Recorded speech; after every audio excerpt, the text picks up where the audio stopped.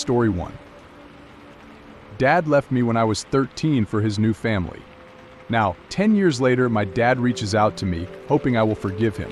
My parents divorced when I was 13, and my father moved in with his girlfriend and got her pregnant 4 months later. He subsequently married her. They had 2 more kids together, so he ended up with 3 children and a wife. My parents were together for 16 years, but he left soon after the divorce. He never talked to me or my brother, he just sent the monthly child support without fail. My mom has been a rock star. She's a self-made woman who worked her way up from the bottom and is now doing quite well for herself. She even opened her own company 5 years ago. I am still in college. My older brother graduated and works for the company my mom opened, and we're both doing what we want to do with our lives. Unfortunately, the thing that made my mom work at the bottom for so long was child support. My father had never held a steady job after he graduated college until the divorce from my mom. Right after my brother and I were born, he quit his job, went to school, and earned his degree. Then he quit that job and decided to start a business, but it failed miserably, just like all the other jobs. He had zero motivation to work, and it lasted about 6 years until the divorce. He was ordered to pay child support and made it a point to work only enough to make ends meet. Until then, he had been in and out of jobs. Fortunately, my mother was quite stable in her job, and she kept rising through the ranks. She continued to work to pay for the education of my brother and me, and she provided us with a comfortable upbringing. Even now, we wouldn't say we have had any shortcomings in life. That's how amazing, hardworking, and effortless things seemed for her. My mother has always told my brother and me to move on and get on with our lives. We're the ones who keep ranting about how it's unfair because our father didn't even make an effort to keep in touch with us. It doesn't have to be blind love for the mother, too. Like, I adore my mother, but I am also aware that she was the one who made and cut the deals with my father during the divorce. She could have extended the divorce procedure and pushed for full child support, but she didn't want my father to be compelled to work. That's why she asked for partial child support and didn't oppose his demand to be away from us until we turned 18. It's been 5 years since then. To be honest, I tried to make an effort to connect with my father a few times before I turned 13. I sent him emails and texts wishing him happy birthday, but my friend told me that he just blocked me. My mom said she never knew about it, so maybe that's why she didn't stop me. To her defense, I never seemed very invested in knowing about him. I mean, of course I did want to know about him, but not so badly. There was no void in my life that needed to be filled. I already had my mother and my brother. We also have a happy family with our uncle, aunt, and cousin, who were left apart from us, especially since my uncle married my mother's childhood friend, and they had 3 kids together. So we have a pretty tight-knit family. Other than my father and his entire side, my mom is one of 4 siblings. Her eldest brother, Uncle Marco, lives 4 minutes away from us. The eldest son from his marriage to my mom's friend Claudia, whom I now call my aunt, is like an older sibling to us. He has always looked out for us, from teaching us how to walk to standing beside us during graduation. Other than that, we had our maternal grandparents and relatives who were warm and welcoming. I don't know exactly what made my father choose to stay away from us, but they just happened to move to another city, and he most likely thought that he ought to.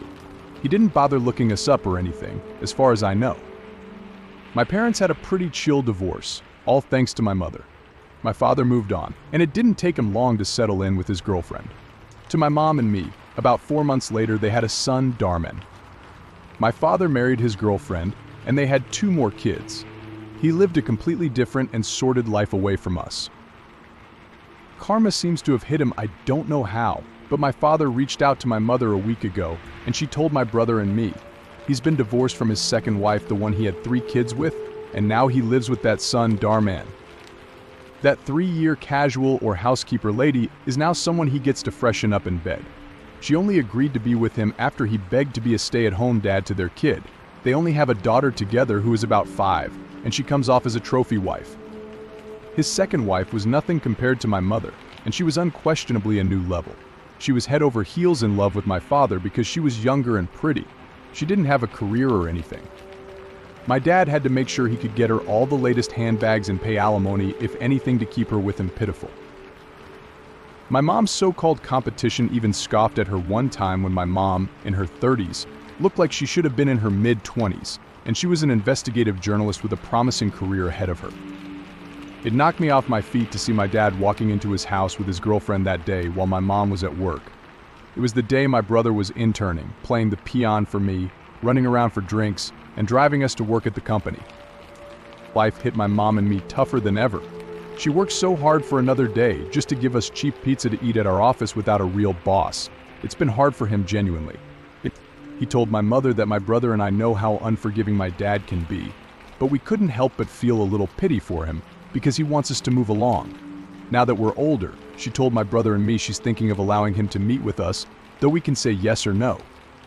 Honestly, I'm leaning towards the latter, and my brother agrees. My mom seems to be pressuring us, saying she doesn't think meeting would hurt any of us and that it might close the chapter for us. I'm not denying I love that man. I handle love for him as I always have.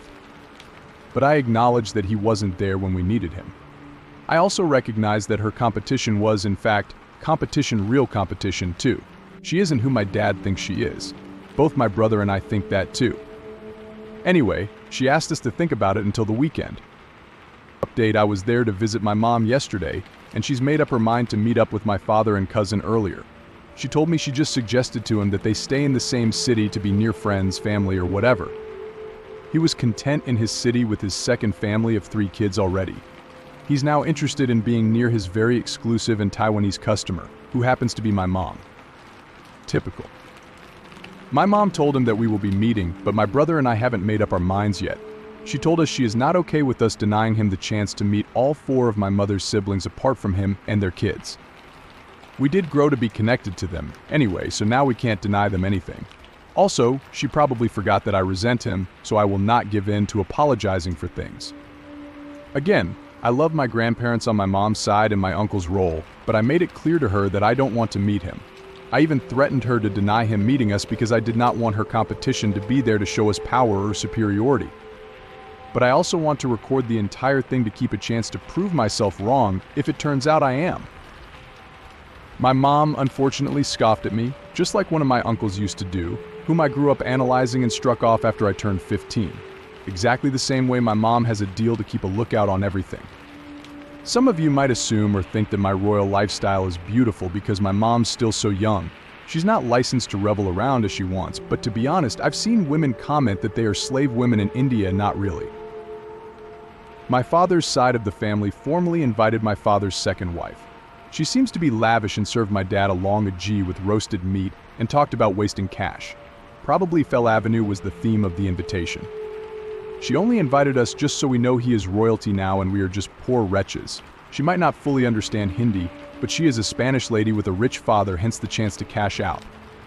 She only seemed to bring in child support and debt, and they used to mistake our car at school, saying they didn't need anything from us, hence the grand invite. Story 2. I told my sister that I'm not her mother after our abusive mother manipulated her into calling CPS on me. Now my younger sister has called my husband and demanded that we take her in because our mother is neglecting and abusing her. I 31F am the mother of 2 boys, ages 5 and 7. I have been married for 10 years. We are not high-income people, but we're managing fine and have a decent lifestyle. My father is an abuser. He has been one his whole life. In fact, he's doing a life sentence in prison for murder. My father murdered my paternal aunt when we were kids, and my grandparents reported my mother to the police after he confessed to them. My mother 48F is an enabler and an even worse person.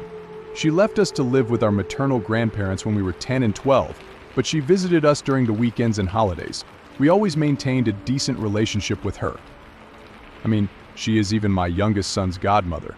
However, I cut off my mother 2 years ago. My older brother has not been in contact with her since a year ago, but my sister 22F still visits her occasionally and maintains a relationship with her. My mother is a borderline sociopath. After we visited our maternal grandparents for a year, she took us back home for a few months, then made us live in a different rental house, allowing us to visit her only on weekends. Eventually, she left us in a foster home when I was 14 and my sister was 8. My brother 16M was only able to come home on holidays. Now, the reason for their rebellion, if I may use that term, is that they say I have been acting like our mom since we moved from California to Texas. It's been nearly 3 years, and instead of visiting them every few months for a week, I have cut off my mother multiple times from visiting us at our house because she has been targeting my kids, She used them to get back at me. I told her to shut up, and she tried teaching them to rebel against me by calling me their second mother. My older brother and I caught her red-handed while she was trying to make a birthday card for my son, my sister's godson, where she made him write, "Dear second mom, you are the best mom ever, and I love you a lot. Your second son, etc., etc." Story 3. My family abandoned me years ago when my ex falsely accused me of rape. Now they want me back after I became successful. I'm a 27-year-old software engineer. 7 years ago, I went through a rough patch that caused me to lose almost all the people close to me. It all started with my girlfriend, Rachel, leaving me for someone else. 3 days after the breakup, she accused me of something heinous. She claimed I had taken advantage of her in an intimate way when she was fully intoxicated after leaving a party at my place. She told close friends and her parents about it, which ruined my reputation. I ended up spending 8 months stuck in a legal battle, trying to clear my name and get things back on track. It turned out she had falsely accused me because she didn't want people to know she'd cheated on me. I managed to win that legal battle, but it took a massive toll on my mental and physical health. Not only that, I lost my family, who chose to side with her and cut me off without even listening to my side of the story. I couldn't tell them anything because they completely stopped talking to me. They even blocked me everywhere. Since then, my life has been a mess. Most of my friends didn't believe me and left my side too. I was left all alone. In spite of everything going on, I managed to pull myself together and kept working hard because I couldn't afford to stay stagnant at any cost. I didn't want Rachel and her friends to have the satisfaction of knowing just how messed up I was after everything. Anyway, I turned out to be really good at what I do. I worked my way up and ended up starting my own company 2 years ago. Thankfully, it's been running well since then. About 2 weeks ago, my parents visited my office for business purposes. One of my partners happens to know them, and that's how they ended up coming here. I had no idea they were coming, so I was in for quite a shock when I saw them after so many years. Honestly, seeing them ruined my day because, after everything, I didn't think I'd ever have to see them again. They tried talking to me, but I mostly ignored them. After they left, they kept calling and texting me. They apologized for everything they did in the past. They said they sided with Rachel because they were afraid of losing their image in town. They wanted to be on good terms with Rachel's family, so they ended up doing something terrible and inhuman, cutting me out of their lives as if I were a criminal. They said they lost their business deal after my partner said he couldn't work with them because he had a bigger collaboration with me coming up and he wanted to avoid any conflict of interest. My parents have been saying we can always bury the past and start over since we have something good with us now. They want to be a part of my life, but my life is not their business, so I have no plans to have anything to do with them in the future. I'm willing to let the past be and move on with my life, as long as they never try to reach out to me again. Update 1. Hey, thank you for the early responses to my post yesterday. I wanted to update you guys because many of you asked me to share how I'm dealing with the situation. One thing to keep in mind is that I've blurred the names of the people involved in this matter to keep their identities a secret. Also, I might not be able to answer all of you since too many people are messaging me about the same things.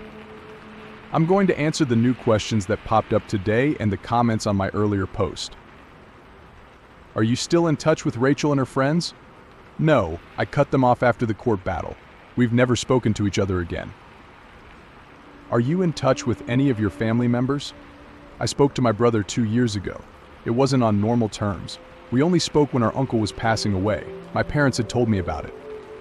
They said they weren't going to let me see him before he died since they thought I had no right to be a part of his life anymore.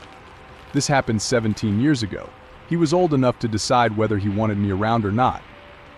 I called him and asked if he wanted me there. He said he'd always wanted to be with his brother, but he just couldn't go against our parents. He apologized to me, and we ended up speaking for 2 hours before I went to visit our uncle. My uncle didn't leave me anything in his will because he knew it would hurt my parents, but it was clear from the way he'd spoken to me that he'd always wanted me around. I'm still figuring out what I'm going to do with the storefront he left me because it will cause issues for my parents. But I just want to sell it off and move on. I was ignoring my dad's calls before, but I decided to answer them today. I couldn't keep ignoring him because his constant whining was getting on my nerves. He said they lost the business deal with my partner and would lose a lot more if this kept happening. He asked me to come talk to them so we could work out something equitable for everyone. I said there was no need for that since I wasn't going to give them money. He then asked me to be a part of his business organization because I have my own software company now. He said there would be some good collaborations. I told him that wasn't happening because I wasn't willing to work with criminals. He then tried reminding me that they were my parents and that I had refused to listen to anything they had to say. When I reminded him how badly they had treated me, he said they were never meant to believe me over Rachel since they were good friends with her family. I lost my temper and called him a sellout. I told him they had been better off as friends, and they shouldn't have tried to have children because they were lousy parents. I told him he should be happy living a sellout's life since he had always been a criminal at heart. I felt good after hanging up on him like that. In one of Rachel's now private posts, she mentioned her parents and my parents collaborating for our businesses, which would mean they'd be a good family or something. I don't really understand what a good family means in this context. Maybe Rachel is just trying to warn me about something, but that cannot stop me from moving ahead in my life. I haven't replied to any of my partner's texts since he sent me a message saying he was really sorry about everything that had happened with my parents and me. I don't blame him because it isn't really his fault. My parents were the ones who let him decide whether he wanted to be in business with them or me. I haven't spoken to my partner either. Tom and I got into a fight yesterday. He ended up canceling on me after I'd read all of those texts. He was apologizing over and over again. I snapped at him, telling him I didn't want to hear his nonsense. He kept saying he was a good person and didn't know this would happen. He's been trying to talk to me about it since this morning, but I blocked his number. I might unblock him later and apologize for snapping at him, but right now I want to be by myself because the past is really driving me insane, and I hate it. Update 2. Hey, I didn't really think I'd have to come back so soon, but apparently my parents aren't able to leave me alone.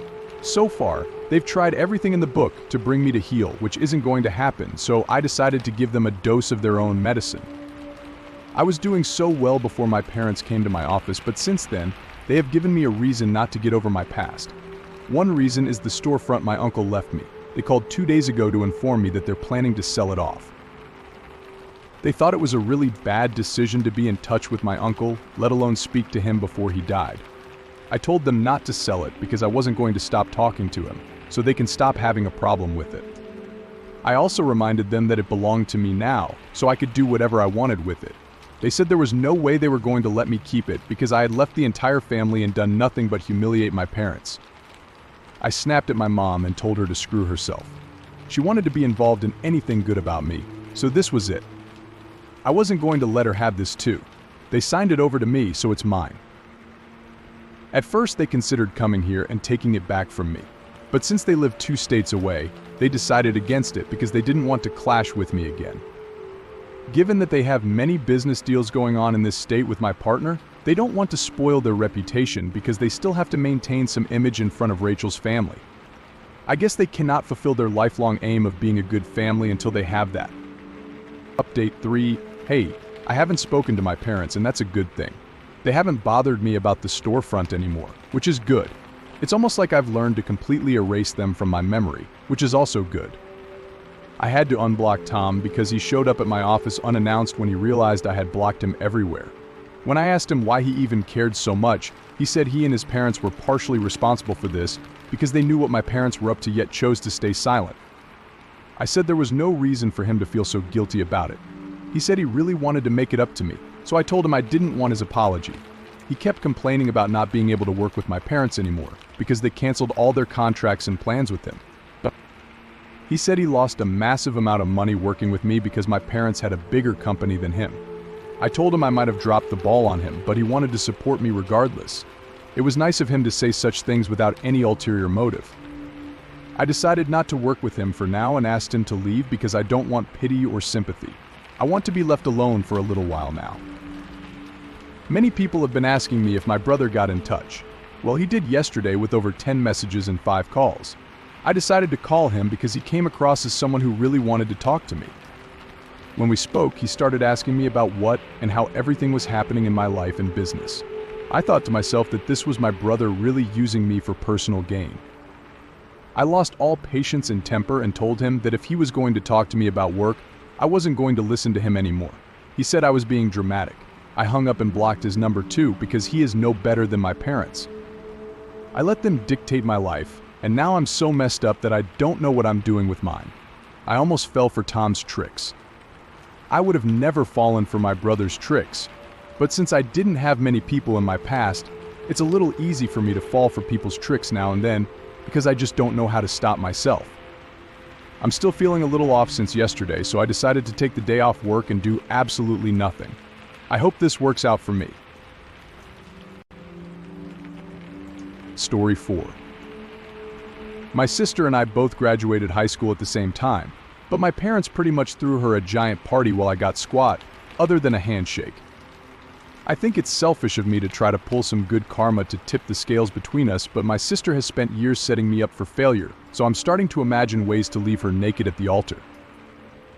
For some context, my sister and I are the same age. We graduated on the same day. I'm Rebecca, 22F, and she's Rosie. We were not twins. Our parents had a big party when Rosie scratched her knee the day before I was born, and then a massive lakeside bash a couple of weeks later to celebrate Rosie's birthday. They were both born in June, and Rosie was the first to celebrate it, so we basically scratched our knees on the same day every year. Naturally, our parents only held a massive birthday party for Rosie, but still threw me a little something for actually being born and not just celebrating Rosie. Events were cool until we were probably 11 or 12, around the age when my parents realized I was just a backup child and my twin sister didn't need to share the spotlight with me, so they stopped doing anything at all to celebrate my events. The following year, for both our Scratch Your Knee anniversaries, they threw a massive party lakeside with catering and games. There were only a couple of friends at our house for pizza and cake, which everyone forgot to keep a secret from me until the last minute because they were braiding each other's hair and gabbing in the garden. I accidentally reminded everyone how rude it was not to tell me they were having a party at our house. They were celebratory, and our parents took me into the corner, congratulated me on turning 11 and being as healthy as I was in case they decided to throw me a real party, and then did nothing. Mom said, "Oh honey, you're growing up, you're positively tiny. You don't need all this like your big money-costing sister. Just get a good book." Fast forward to how I get $10,000 to an underage girl without the world finding out. I only had to suffer this crap for about 7 years because the party for my twin sister's 18th pretty much broke the bank. They had to spank me and get me on my tiny little feet and into the real world a couple of weeks later. I was supposed to be going to community college and working full-time for the next year or two. Rosie had graduated a week before me with a 98% average and enrolled in arts management at a prestigious university, meaning she'd basically coast through it with top grades and then become an art dealer, all this thanks to her prom. Rosie's true father, who had a knowit.com suspension for violence against misogynist boys, did her the favor of getting her a brand new BMW X3 and a bunch of keys to the party. Mom, knowing I graduated because the tests didn't ruin my health, called me over, handed me the car keys, and said that if I took my sister to college and brought her back for the holidays, I could keep it. I didn't say I didn't want it because I didn't know, but everyone assumed I could do those things and that the car was mine. That's not why things went sour. Of course, you lend your twin an X3 for the first week, and they wreck it even with the nose job supposed to be covered with a courtesy car while you wait. Apparently, that was still not enough courtesy to provide the reinstated car insurance paperwork or even look for it before your policy goes through with a huge surcharge. They were charging me for the accident. I had to go through a lawyer once I could pay him because the car was the first proper vehicle I had ever bought. Anyway, there were enough circumstances to leave me stuck with a huge bill to pay off the remaining damage and exorbitant insurance while dropping out the next day instead of starting my $10,000 program. This was all thanks to being rebuffed and made physically ill by everything bad happening around me. For the next 2 years, I was at home like Mom wanted, working minimum wage fast food, having never had the time or transportation to get my license or even a victim of ruthless high school kids, during which all my money went into funding an appeal regarding the car stuff or else to feed me. My weekend housewarming celebrations were huge compared to the handful of relatives who turned up for my promised housewarming when my parents bought me a 3-bedroom house in my name and insisted I find a lawyer to settle for college. They put Rosie's money from her dad into her house event when I actually needed it to do college and become something so she wouldn't need me later. Anyway, 2 years after I had dueled everyone who wanted me to suffer, I was free and able to do whatever. I attended college, got my associate in science, and did my exams for the California board. I had to do all of this 9 times over because the California licensing thing is much more complex than in most Caribbean countries, especially with all the laws constantly changing. After all, I didn't get an associate like I'd been told. In fact, at the end of the semester, I realized I had always just been in community college for a year, failing out, thanks to the second X3 SUV I gave Rosie for just being her, telling her I'm not her twin, and paying for the license exam in a distant Caribbean land I had never even visited. Still, I'm now a registered nurse. From my studies, everybody was so chill, and I could look down on all those losers I grew up with. No one even asked about them, not because they don't care about other people, but in my country, that's just not something people talk about. Speaking of looking down, but with a sense of scope and magnanimity, I joined my course's swimming team, and we won a $4,000 grant for travel, which my teachers had said from the very start would also contribute to equipment and other endeavors, like a sweet send-off. And we did win a couple of international meets and traveled. 3 months ago, our last fundraiser went home, hijacked by housekeeping for equipment and towel rewards for the kids. So yeah, I got beat around, lied to, and had all my plans summarily discarded ships in the night since the 2 years before time XP of my epic life. Rosie married and in, as most of the old high school enclaves in our city-county expected. I was uninvited to the money party, the Chinese buffet wedding, and treated to a month-long L word that I refused to repeat. I was supposed to be out of the country on a stipend to get my BS and RN at university, but as luck would have it, my visa, well, another failed boat aka ship in the 9 years since the 2 years. Of course, all my things had been packed up and or sold, as I'd obviously be gone off to Neverland to never be heard from again. I know my parents sold and took a ton of my stuff, including things I was using day to day, the day before I was supposed to be legally out and gone forever. I couldn't send more money back for clothes, supplies, etc. So I was naughty, called in sick for a week, and touched a hell of a lot of sick people. I had to stay in this land and just work because somebody took my stuff, but once it didn't mess with me, I was able to travel, etc. Even though I'm a registered nurse, I'm just a nurse, you know, not specialized at all. Here's the lawyer update. I'm writing this again only half about the actual cheap thing I care about because I'm posting this over there and using it as a cue to fire mine my genuine snake of a sister Rosie got cash and a ton of fresh stuff from me and just spent the insurance money from the car accident on a long engagement ring. I know because she was over a couple of weeks back while her husband was on a trip to deliver some pinwig mom snatched off. My husband's ex isn't anything I bought for her kid. I know everything, and everyone knows that Snake Rosie is talking to the mother of everyone's husband, sister's stepdad. It was an odd in-house family model agape love fest where the snake by Hoshina picture from dad got mama eaten up with jealousy. Mercy. Buy it over there in the sea. Anyway, I'm about to go to bed with my guy and journal everything over there. I'm wondering how to stick it to this nasty woman who buys her every dime and keeps handing her tens of thousands of dollars on the cusp of sexual assault. Also stressing the thousandth insane power of this fraud who's been after my delicate skin. Edit 1, she's not my lawyer, nor will she be. I've just seen a ton of lawyers and have one on retainer. Edit 2, emo.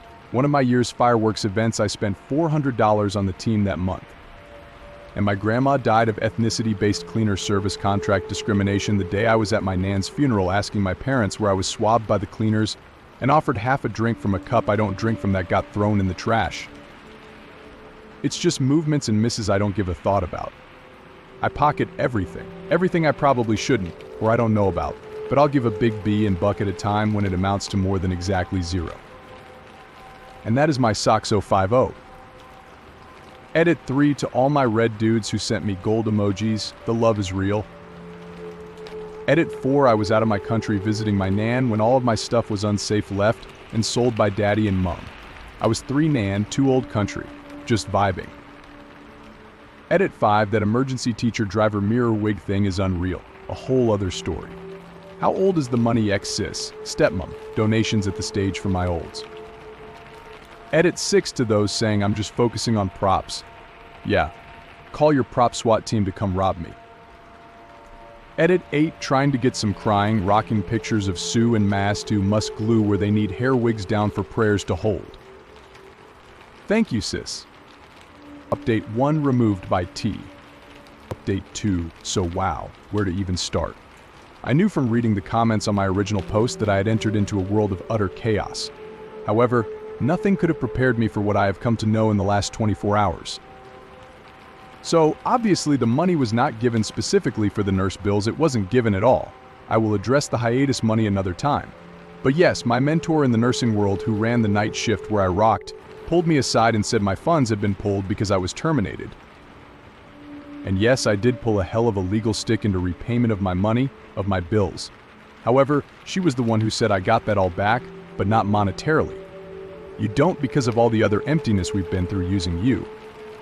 You're out of here because of your sister, whose mom and dad just had to fork out $8,000 to save you and honor good sister's huge spec man's goodbye funeral. All that money I brought home as half reps to the household, $8,000 to ship the upside-down jewel to me.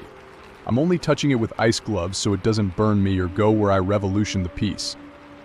Mom drove over and grabbed the $8,000 to get back Christmas presents, quilt-off food for Mazdi and Suhan, Han's special raffle wig yachts, beer and fermented pearl trill and ginseng. Dad took time off work for a long relatives tour. Mom Lurch and the last ice stone alms endowed started folding my Fraggle and Slain prep $2 with fire and desire, clean all that node and spend some needful well jam in hand. Update 3 for those wondering what happened to be buttoned up, it isn't over jam pie, PCE Mama's love hot. She went over and just bailed me out while she held her nose and didn't even look inside. Yes, I am going to travel and find myself some. To anybody mentioning nonprofits, none of my life was given for the endowment of that money. And somebody stated that I seem to have racist contempt for the carriers and packers. Yeah, it was vagabonds hired by my father that I skimped and scuffed. They hired brother Joseph the Collar Jazz and took my laptop, phone, and everything. They accused me of having pagan-style bling. Update 4, lest I forget, a bingo chamber officer unwrapped my diploma gifts and left me nothing in the name of Big Sis or Big Connecticut. She PLA Massachusetts and PA. Edit, through all that, I didn't mind doing laundry or unpacking at all, honestly. Update 5, we do ship Amazon emails, known as Goat Goose Email. I came down this morning to my room to many sorry big sister corporate polite. Here's what I wasn't told or given. Dean Vint bought Shenyang 1 skateboard hustled shoes, replying all to LOL, padding East 2 West trip, replying all casual grip shoes and socks. Yang 430X casual shoes and socks, replying all again, LOL dear, re-agree with the atoms. T-Tax send he row to ship and goat email ripper-ups goose mail penguin. But that's hiking and mountain climbing gear with a ticket to wherever. Alan Portalector's 2-way ticket wherever for some owl. Lucas joining us typing again. That bird is winging baby and can fly far. Boy, does Big Sis love you like she loved her own. Jesus wept. Update 5 continued. C$8K insured Hail Mary arranged funeral so she wasn't eating it with Lurch and them. Yes, she loved him and loved Mom laying skin bits to rest in Finger Lake Valley while a whole steaming pile of cash and prawn cracks left me eating alone in the dollar aisle with rejection. Update 6, the night that Blackout Dollar arrived, I had other funders and lifters, but I don't know about them. Update 7, shortly after, I'm going to travel to the land of my ancestors. My parents are evil.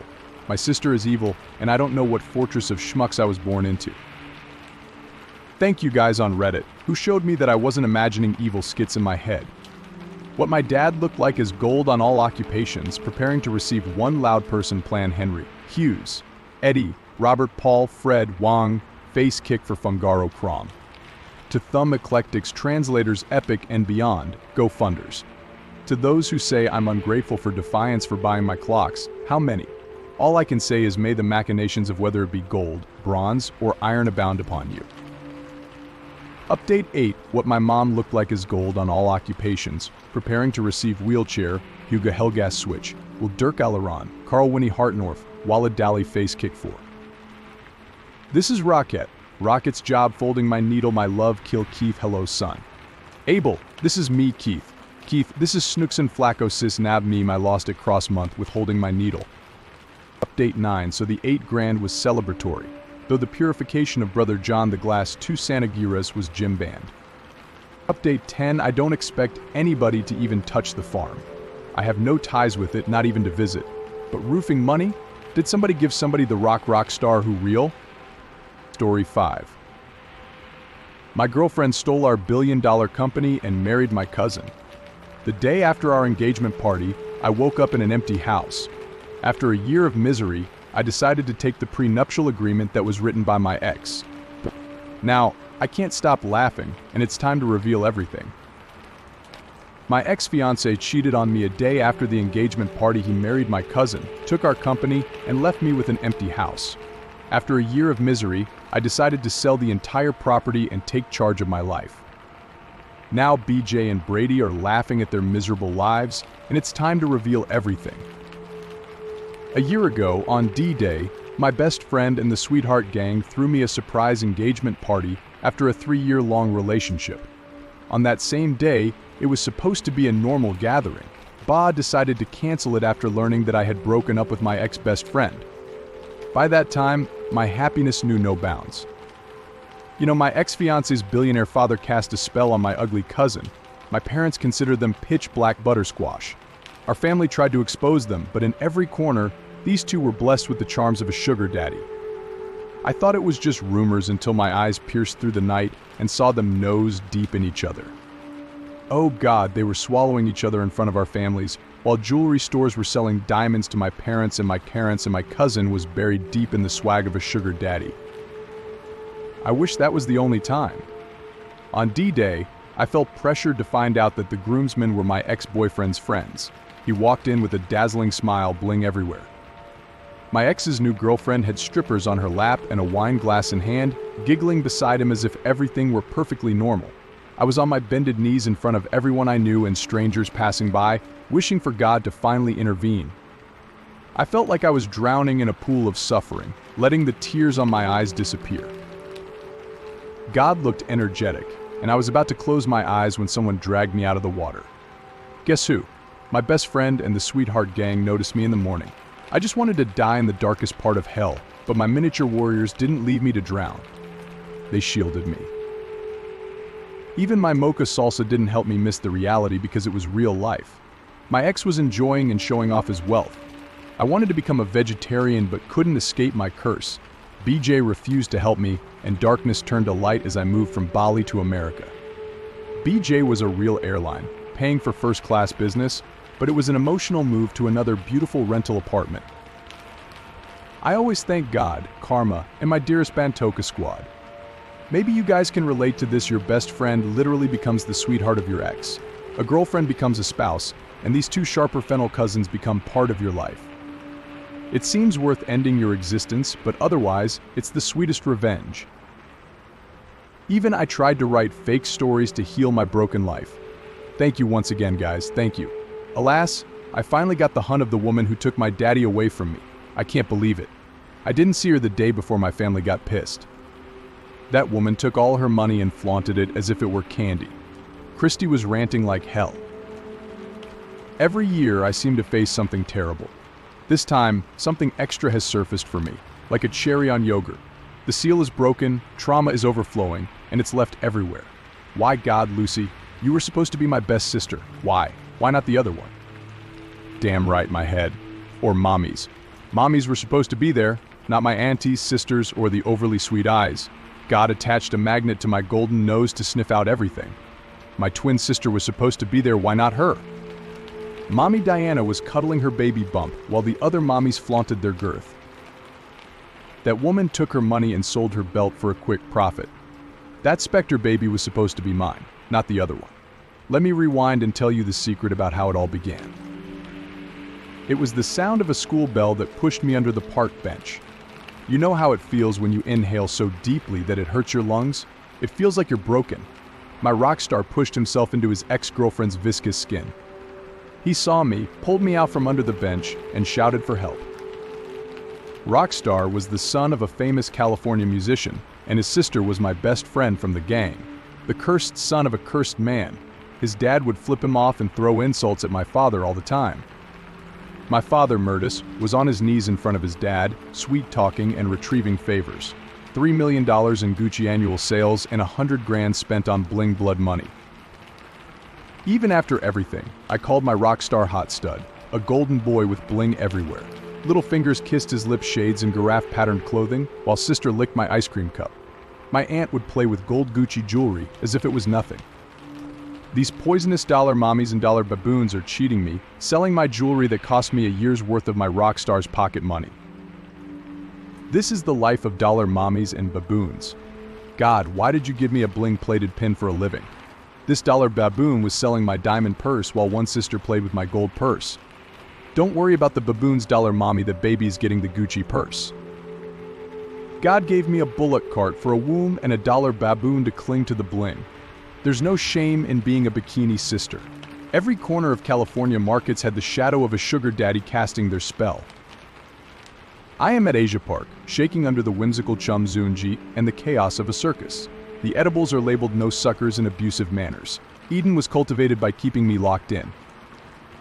However, these baboon-like women don't gain weight. That's where they thrive. The girlfriend tested various dishes and claimed them in the name of the goddess. What did they suck? Splice frozen treats, rub fresh mate leaves, and decorate with bronze coins. All the while, I was caught in a nightmare of memories. My struggles were encapsulated like spices infusing rice. If they return with just 1, 2, or 3 items, then I swear I will kill myself over their betrayal. Now, I stand here, torn between the remnants of hurt and the ambition for revenge. This is my story, and I will give curses a run for their money. Update to follow. This is just the beginning. Story 6. My mother-in-law always ignored me, but she adored my son. Sadly, she suffered a stroke and lost her memory. Now, she only remembers me as her best friend, my loving friend's son. I, a 29-year-old female 29F, married my husband Max, a 30-year-old male 30M, 2 years ago. My mother-in-law, Christine, who is 50F, always found fault with me. She has been dismissive and rude to me since we started dating 6 years ago, but she is very loving toward my son, Ben, who is now 2 years old, 2M. I don't understand why she treats us so differently. Maybe it's because I didn't come from money and didn't have an extravagant wedding. My parents couldn't afford much to put me through school. By no means were we poor, but we weren't well off either. I graduated high school and went to community college, then transferred to a 4-year university to finish my degree. I worked throughout college to support myself. I didn't have anything saved up for a proper wedding, but I was very happy to marry Max. He was my high school sweetheart. We were both just starting in our careers when we discovered I was pregnant, so we couldn't afford a fancy wedding at the time. We got married in an afternoon civil ceremony and had a nice reception afterward, but it was no fuss and not extravagant like the wedding our families wanted for us. Besides that, I wasn't very engaged in the kinds of sophisticated things that Christine considered essential, probably because I didn't grow up that way. I didn't go through any finishing school or anything like that, which Christine thought was necessary for attaining class and sophistication. She always looked down on me, especially regarding my son. Somehow, though, she admired and adored him. She constantly wanted to care for him when we were around, and she would kiss him goodnight, even when she hardly said a word to me. If she needed something, she would say, "My son is asking for it," or chide me to get it for Ben. I think being my husband's son gave him a bit of entitlement that played in Christine's favor and made it seem like she loved him in a maternal way. However, she and I were just complete strangers. She would only speak to me if she had something for me to do for Ben, or if Ben said something to me, which Max would have repeated. She would only smile or say anything kind to me if my son was present. Max didn't help much and tried to appease his mother. Whenever I complained about it, he would say he was just letting her enjoy her grandbaby and hopefully she would warm up to me eventually. That did not happen. Christine was a pain during the last 2 years of my life, especially with me being a new mom. I needed a lot of help, and she was usually at my house. She would cook, clean, and be so lovely around Ben. She would play with him, take him for walks in the park, get him all sorts of toys, and tell him bedtime stories about magic and wonder. Yet, she never talked to me about anything that mattered. It wasn't fair for me as a mom because I was doing my best for Ben. I didn't ask her for help because she would pull that card and rub it in my face. Once I asked her for help with something, and the next time I came over, she handed me an invoice as if I had ordered takeout. She sent another one via email the following week because I didn't pay it. I didn't dispute the money I didn't have any to give her because I was paying for things for my child. If she really wanted to help, she would have agreed to assist me without charging me, but that's not how it was, so I kept my distance. Christine had been under the weather for the past 2 months. She didn't visit as frequently, so I stopped visiting as well, and only took Ben there occasionally when she wanted to see him. She rarely missed a chance to rub it in my face that living with Christine was painful, but it was hard for me to take Ben away from his grandmother, and I didn't want to break his heart. Max was working outside of the city at the time, so he wasn't much help. For the past 2 weeks, Christine had been visiting daily and complaining about me not bringing her grandbaby to visit. She wanted to take him on vacation and begged me to let her. That turned into a fight because she insisted that I go with Max wherever he was working. She must see her grandson every day, she argued, but it was pointless. I had already explained to her that Max was away for days, and it wasn't feasible for me to move Ben from home and visit. She could come see Ben at my place, I insisted. I also questioned why she would suddenly want to go on vacation with her grandson. She didn't tell me what had brought on that spark, but she insisted it would be nice for us and told me not to be stingy with her boy. She said, "Sorry, but until today, I had to spend quality time with my grandbaby. My mother wasn't giving me the peace of mind to have fun with Ben. She was constantly asking me for money, throwing her weight around, and making herself as miserable as she was. It was impossible for me to partake in any of this. She had sent me 5 invoices in total for things she actually asked me to do for Ben. Lisa, she reminded me, I had not yet paid her for taking him to the zoo because it was costlier than she expected. I had stopped paying her for anything 2 months ago. She was supposed to care for my son, not make a payment from her pension into my account for the things she was doing for him. She had gone on like that before I left her house today. Ben told me it wasn't true that his grandma only loved him and not his mommy. It broke my heart. I started crying in my car as tears streamed down my face. I was just so exhausted. Ben constantly brought up the things his grandma said to him, and though I tried hard to forget them, the fact that Halloween was coming up stung so much. Christine had told Ben that Halloween was only for him. He should not have his mommy come near him, especially on that day. She was going to make sure of that. She said many other things, and I just wanted to vent to Max because my mother was dead. I wouldn't have bothered him with all this crap, but he expected me to comfort him and tell him everything would be fine. He would soon be home to fix everything with his mom and stop all of that from hurting me. I just wanted him to tell me he was going to bring us ice cream because, like Ben, I couldn't depend on my grandma either. Then things took a turn. My loving husband was hit by a car while he was out, and we spent the rest of the week in the hospital. His leg was broken in 2 places, and apparently his car would need significant repairs, plus he would require physical therapy. Our health insurance would cover the hospital bill, but not all the expenses piling up because of this. Our savings were drained from the hospital bills, and the little money we had left would go to insurance and therapy rather than our bank accounts. Max could not go back and fix anything with his mother, and it drove him insane to think about it when he had other vital matters, like fixing his broken leg, to handle. Since he was the one making money, I didn't want to keep working. I wanted to take care of our son or find a proper nanny before I continued working. When he and I discussed ideas like that, he was the one who wanted me at home. Now that he was injured, it was hard for him to beg me to go back to work. He said we were poor now, and there was nothing he could do about it. He broke his leg and apologized for being unable to avoid any of this from happening. When he got home several days later, he couldn't easily stand on his leg, which really didn't help his mood. For some ridiculous reason, he still couldn't understand or accept that he had to inform his mother about the accident. He couldn't talk properly because his leg hurt, but she kept calling, asking him to come home for Ben's Halloween. She wanted to take Ben out that day because, according to her, other kids didn't need their mothers around. I was furious. He said it was reasonable. Ben could hang out with his grandma so he could focus on resting his leg, and we could ask someone else for help around the house. I stayed at my mother's home and asked them for help, so it was not wrong for him to do this for his mom, he reasoned. I didn't know why I was moody. I had been working alone in the kitchen, and it felt like I was practically carrying him around. Soon after, Christine called, sounding like she was with her one true love.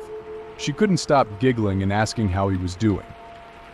I was cutting up some beef, honestly wishing Christine had come to help me as she had asked for it, while Ben was doing everything at my feet because being in the house after a week at the hospital was exciting for him.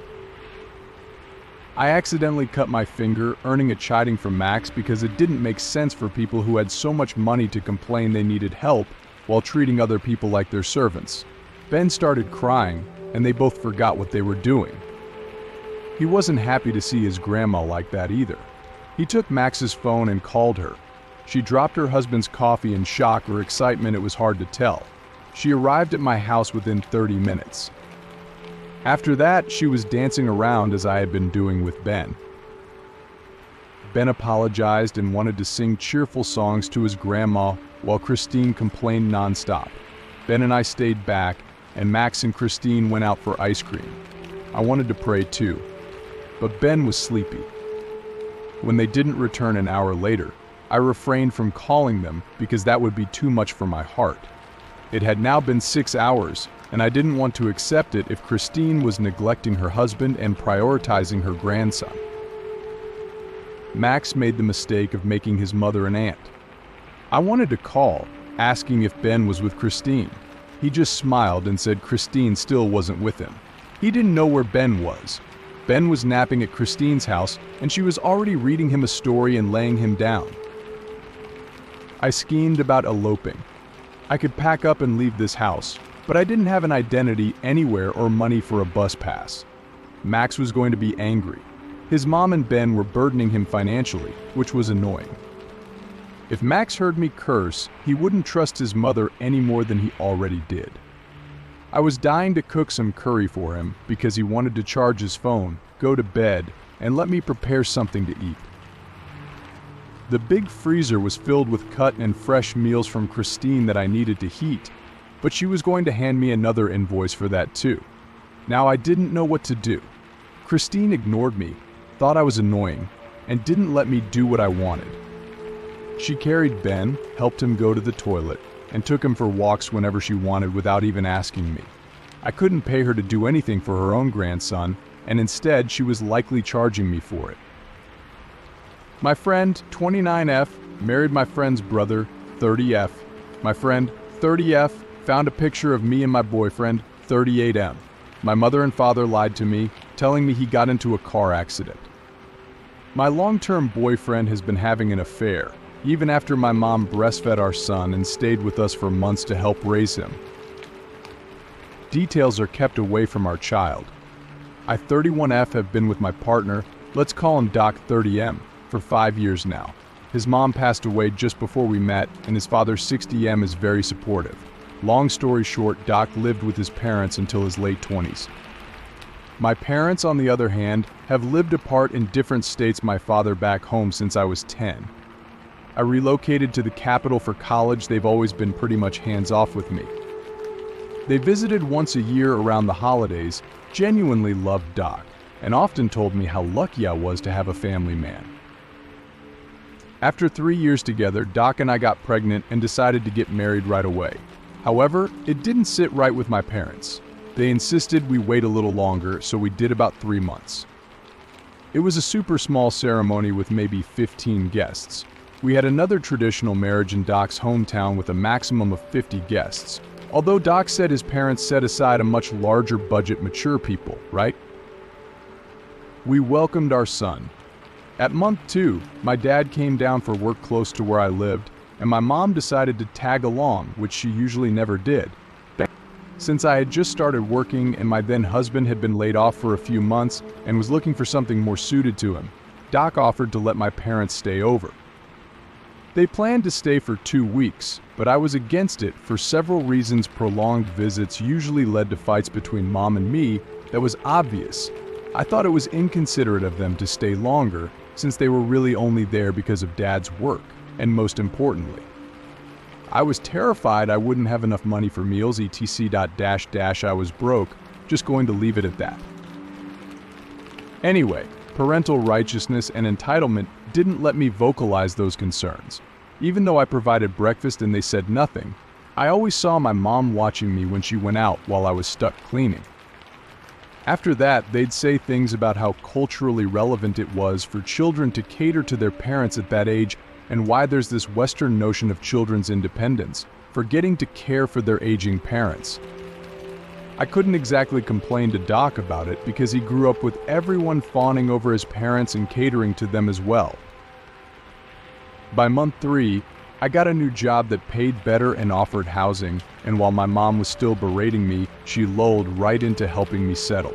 In week 1, I introduced her to the relatives close by germ-free. In week 3, our quarrels became more and more frequent 3 times in a week tiresome. She preferred to contribute to cleaning chores while barging into my son's room at ungodly hours, disturbing him and enforcing freaky restrictions. Doc would always let her go, and things would go back to normal again, always an uncle's visit, aunties visiting, happy, happy, happy. Meanwhile, she called my friends our common friends liars who were just envious of me. Happily married with her, she would say, managing to take the twins I aborted, etc., ranting, embarrassing, dehumanizing, all of it. My patience wore thin, my back hurt from struggling to upkeep the house and maintain a tourist-like schedule while Doc was at work and just relaxing with his parents. My dad insisted that as the head of the family, she was entitled to do all that. I wanted to confront her about it, but Doc said it was unwise and selfish to send my own mother away. My friends and family called my mom a protective lioness who stood up for me, but I understood they only got a partial view of the story. You can guess what happened the 4th month, when their 3-month visa was about to expire. My mom almost immediately found a loophole, a touristic visa, and claimed she was being invited by my parents. Mom said she would take me back home to beg Dad to give me the business he runs down there and help it grow that way. Doc and his family wouldn't be wasting human resources by letting me, his certified worker. Oh, for crying out loud, I shouted, enough of that bullshit, cutting him off mid-sentence. Finally, Doc agreed to put his certificate into witnessing the goalpost off stage, front forward, down center, underhands to be cut with flaming light sparkles by the PG of our wedding. Yeah guys, I'm just gonna TL Doctor the wedding bit. I invited local family and extended friends. No one warned me they were coming. I found out the same way everyone else did, happy, fuzzy feelings with family all around. There were confusing tears and questions from my son. D was plan A, but Doc goofed when his mom called home mid-celebration to share the news. Mom, tear-laden and anger-laden, called his entire family, with curses and screams of all varieties. His aunt marched into their home and accidentally slapped Doc's brother twice before he fell down twice on his way down. Both moms gave scared kids a "they just won't understand" speech. Doc, a US-educated man of the family, was horrified and asked his entire family to find his brother a free lap in a future city, his own family, coordinating with me and our son. Cursed, humiliated, and enraged, I turned around, gathered my pearls, and marked D as a man-level plus DAP, all non-coast dripping span 3-stone mud feet, Ferreira, cutter, lung, dad stop M punching, and never visit again souls. I asked where everyone and their bats were, if they really thought they could mess with my family like that. They did. The wedding plans were off, moving the work back to base, and honestly, it was miserable. Doc was dealing with it all badly. The honored guests were almost gone, tears almost dry, at least as dry as something covered in glitter can be, and feet were dancing in my lap in snowed blocks from Angel. Sleep it off, never again, I thought, feeling fuzzy and angry. Never again. Anyway, Dad called about a week later, asking why I hadn't yet started on my transfer paper perks of tech. Dad would visit from time to counsel Doc and manage me. I was livid as Dr. Still couldn't understand why I walked out on his wedding ass, mixing role play with caffeine and sugar. He was distraught over my leaving, but slowly coming to terms with it. It was then that I began receiving persistently threatening calls about me sabotaging the world tour he and his company had planned for his retirement. He wanted to hand the reins to my impossible Docs. I told him there's always the option of retirement far from me, Dot proposed the I will them to death plan, but I doubted that would work. Sure enough, Dad's crooked friends came, phoned, and banged on doors. I doubted the world tour question and left. The house attempt to force Doc into taking the plan elsewhere sounds stupid, but even his insane mom was overprotective of him. To cut the story short, Doc's family made a plan.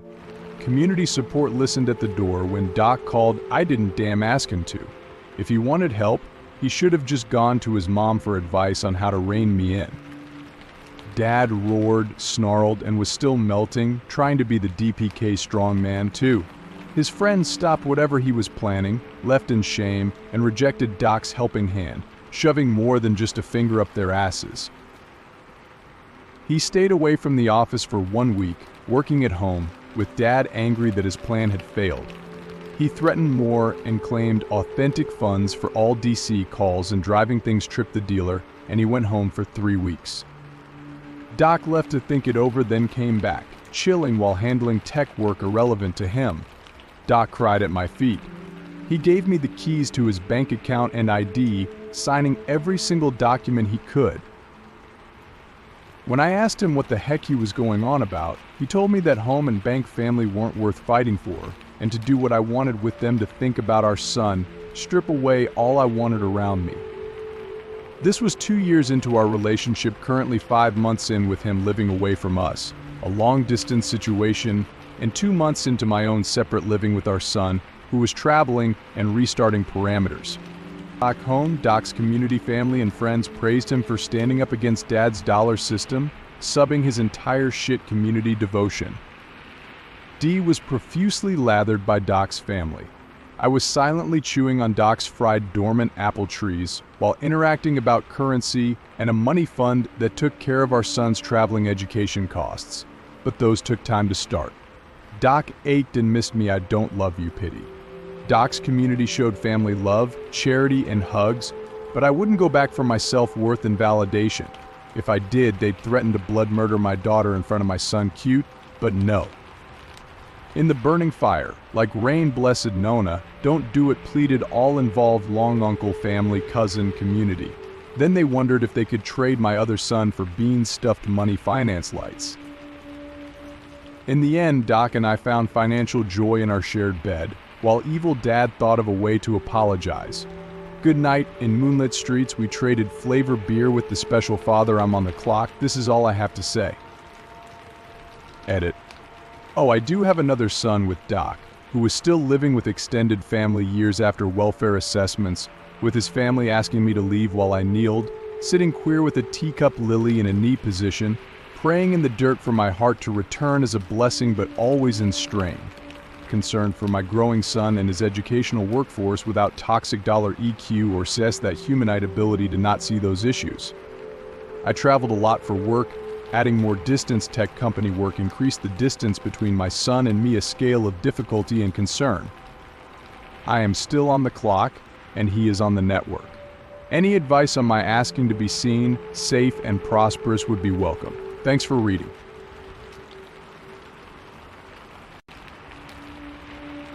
Story 7. While I was away for work, my parents sold my car to fund a vacation, and when I retrieved it, it was covered in mold.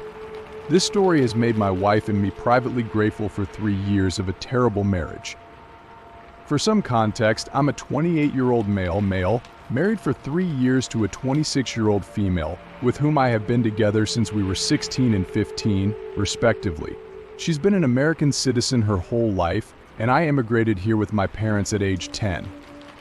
I come from what many would consider a dirt-poor family, a one-room house with straw walls and a roof of plants in the tropics.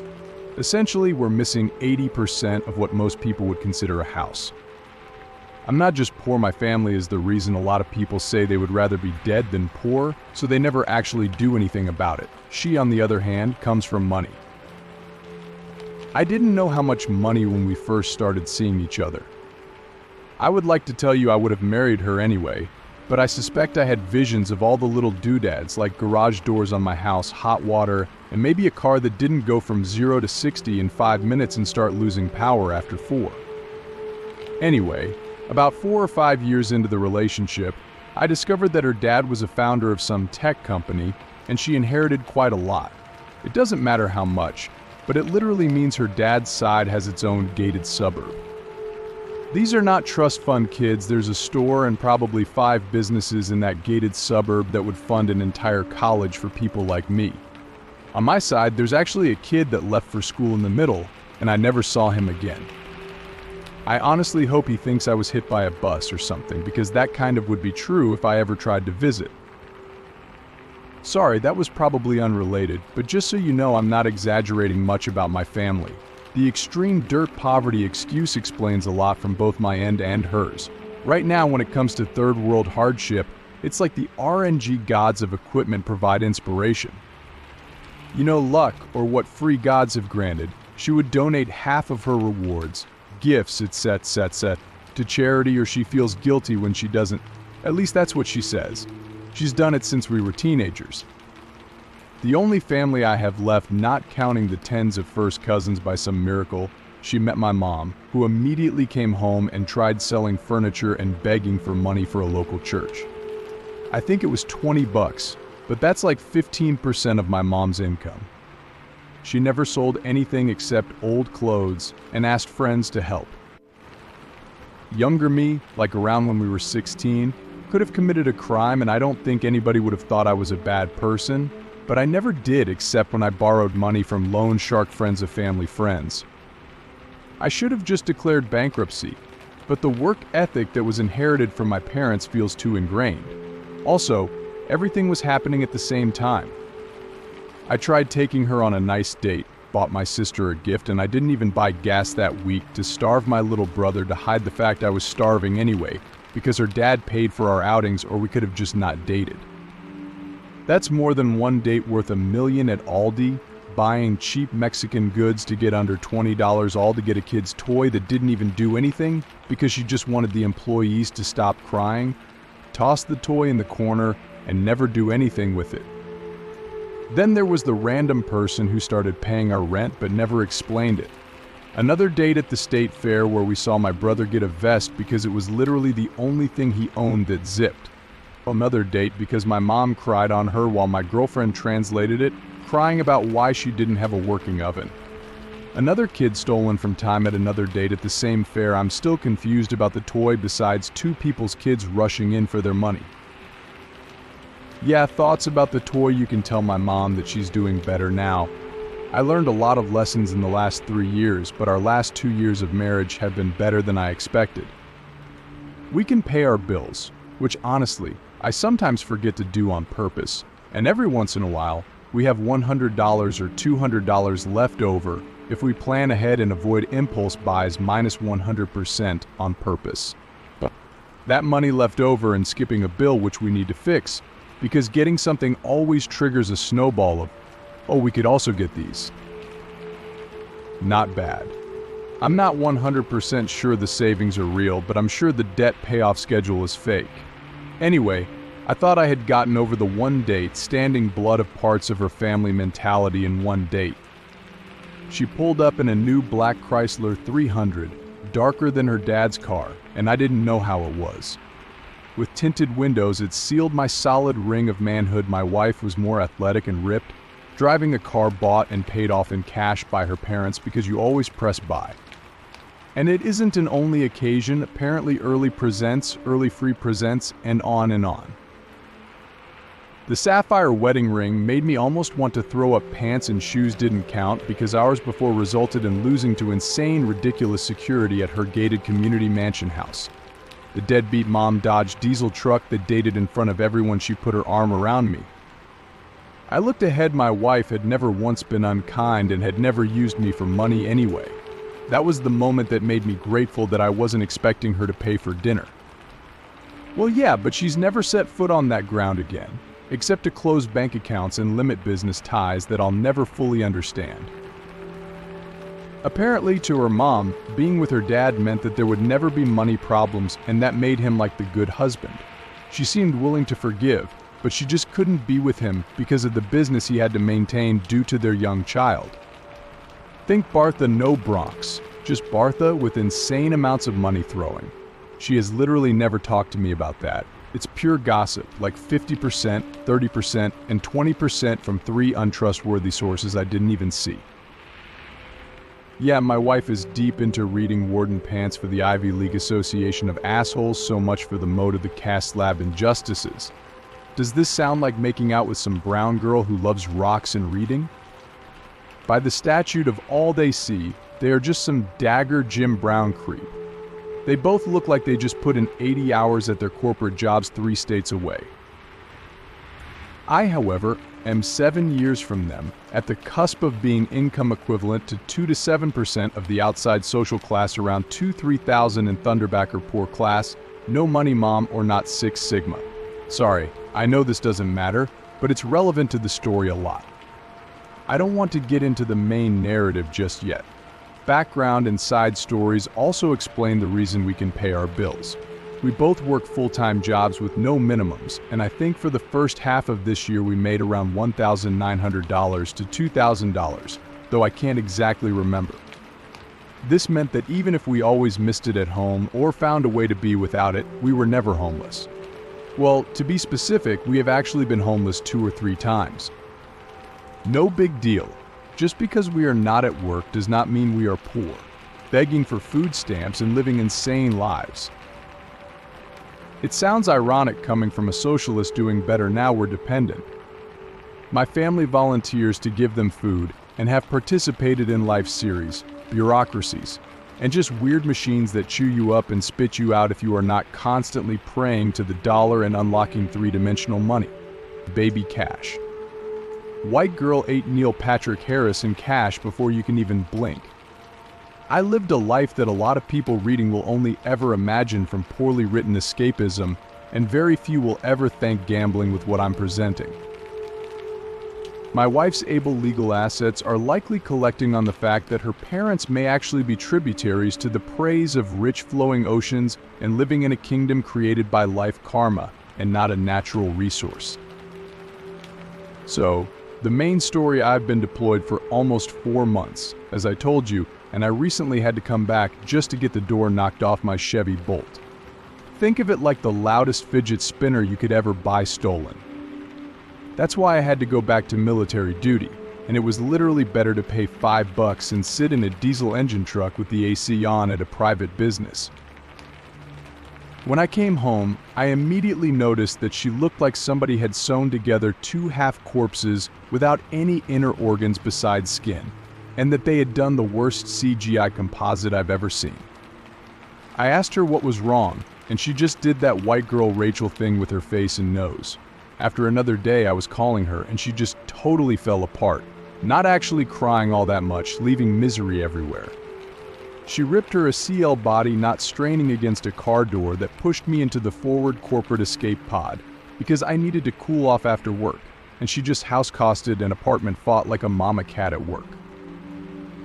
The bar that would allow the one beer dad to dollar rat on the bar stool had to fully come above ground to click solo cash payments. Family and Americans that in some way love me either died, were reborn, left, or just don't like doing anything with me and my country aside from spending my dad's money. Yes, my dad. She never explained, which means either that guy didn't blow his brains out, he isn't my dad, or he probably hates his family as much as I do. This white girl is doing great in whatever life she actually wants to live. She's not doing calculated self-destructive attempts to become me, but without dirt poverty. Anyway, realizing that everything might be kind of wrong, I ripped her dad for $400 in DGS and was able to tell some people I likely will need to beg my mom for some of these dollars, or at least borrow her account. You don't need to get into detail about that. My wife gave me a real bat that wasn't only for this vehicle, but wasn't literally worse than the jumbled wreck of a car and technician's consignment would hardly buy from me. This Chevy Bolt looked worse than they did, I don't actually know. They left with the car on a trailer, an insane nephew or cousin, because I can't even remember. She's such a mess. It returned transformed, it didn't even try to look or sound like it. She stole around $400 or $700 and left the house. Oh, and my mom sold back part of the house, and now I sleep on the floor that the dog took a dump on and peed after not actually owning it. Did this happen? Previous tenants ripped off my mom, which in turn gave her scabies from their dog. Yeah, I was or still am a ginger bum. I may have once been my mom's and maybe still am. I didn't always have red hair, and I looked less like I crawled out of the dumpster a penny dredging machine that created cash out of my mom's sister who made it through boiling. I don't even know what the family member lives like, but it was functionally more begging and less American than me. Left threadbare asphalt auntie said that if I lived with her, I could pay her bills with my job and still have gas money left over. What? This is the Ant Circus? Drunk, homeless, dead in the alley, gagging near my corpse in dirty human suit. She owns like 7 dealerships and 3 fast food joints on each coast with me. What made me exactly? Her or her toddler suddenly, and only half-family brother acting like they weren't the dudes who've made extreme amounts of money their entire lives? They could do free money, free rent, pardon me, but they seem to want a different life with me. Like a frickin' Ryan B. Channel dude look at my Amazon truck, or she literally did a one-date life reset back in time. I evacuated the Middle East to a continent to get away from this, and she locked herself in this timeline. So I don't know. I cursed and drank until literally the cash machine mountain would spin up thousands of sky dollars, and I have a hangover that I just keep resetting through drinking worse than the military hounds. I called her, and she was writhing in Wisconsin because she was about to cook turkey, and that meant being on the natal Callan working wrought boot pants. I respond through the continent here, through old mechanic portals like it's 1996. It's less than 3 hours, and I already only have 8 punches before the machine says no more. Just give me a one-way ticket to Chicago, and I'm walking home a wild beast touching food and shining with greed. I thought maybe a cousin or brother at the brother's house would be there. No. My 2-year-old nephew was there, and he saw it like his first true vision of fat, dirty uncle with hair so long and messy that it made me look short. Don't eat the food, uncle, he ran away. Man, I don't even make a joke of it, I'm just confused when a country of people without food saw me or without power. Where were they since what, peanut out of my bat? The kitchen that was failing was a money explosion bank full of cooks and bankers telling money things. She saw me, or she opened the door and told me money knickers broke punks to get out. Yeah, she kept all the farmers in her house. I suspect the last feed went to me, not them. I didn't go into detail there, this conversation was about to become a diplomatic disagreement. She didn't call her brother. That's right, she uses her phone to take selfies of me, telling everybody exactly what happened in karma like peanut and pennies. I noticed that I thought I locked my wind whistle around the world's action off. If you just don't know, this is the level of physical ability stress and what survives kinetic energy from crops and flows. Anyway, she looked at me like a guilt trap, and it worked. To be tactically speculative, we had her PR machine ether all these weeks, and she saw me in my destructive rage with 3 fingers in her dollar labor ether. I know 100% actual weird gas laughing means rape, so I guess that was it. Me, 30, face bloodied on the road with dirt, needles, and exception. Not everything was in the spirit, but I am in the spirit and feeling devious hyper-energized during all this. I never had a Renault veil or business in my country, so I can't tell anybody that this was what she was doing in my bed. Sisters and feet too on me when I woke up with her, and literally the princess from China. Yeah, I had blood and pity and didn't even have black eyes that day. I didn't leave the bedroom with the blood door machine, and literally the little all was money skin. I mean, I hope I never remember her face. She is to the Caucasoid of Bets at school serious, in every way, English Kung Fu Cow baby tit Calvin Klein baby tit face. At the breakfast table there was just a bunch of school and silverware and stuff. I stole all the Fat Machine USB school and top wrapper tattoos that I left on her bed and accusations of being a uterus worker, and that I made up the money, and that I was a black like her dad's black cousin baby tit. I really don't remember much of my life cyber conquer, and I lantern winced not sad when the Dollar Hut summer import sent the money fingers from my dad's sweatshop to the Pina Pina lab and took corned nephew to spit soy money all over the table in a squeal. I went back to sleep, and I went back to eating. I haven't been hit that hard since I had trouble legally proving I never had the time with Collins or his penis. But I hear Pintra has some sweet pin carding, colonial sweat around $600 a day from unemployed family cousins. I was at my wife's and saw my eyes, and I noticed the triple collections. You know her collector's Lambo? I don't even know if it's worth money, but I've only seen them in adult films. Her face was pure joy, looking and assessing what was no good and pure. All the GM engines worth their weight in metal potatoes were trash, and I picked it because I knew she couldn't white girl into that pure rush down. She's not that athletic, but I bet deep down inside, something said how the 40-liter cooler high-chip Pinto or Pin would be the next pawn to give her online life real billions of dollars to pimp. She saw me when crossing the threshold, and she just crossed it, then showed a scared panic of no-time face, dude. Did she take the money? I don't know. If she gave me money, don't know. If she asked what happened, did it happen?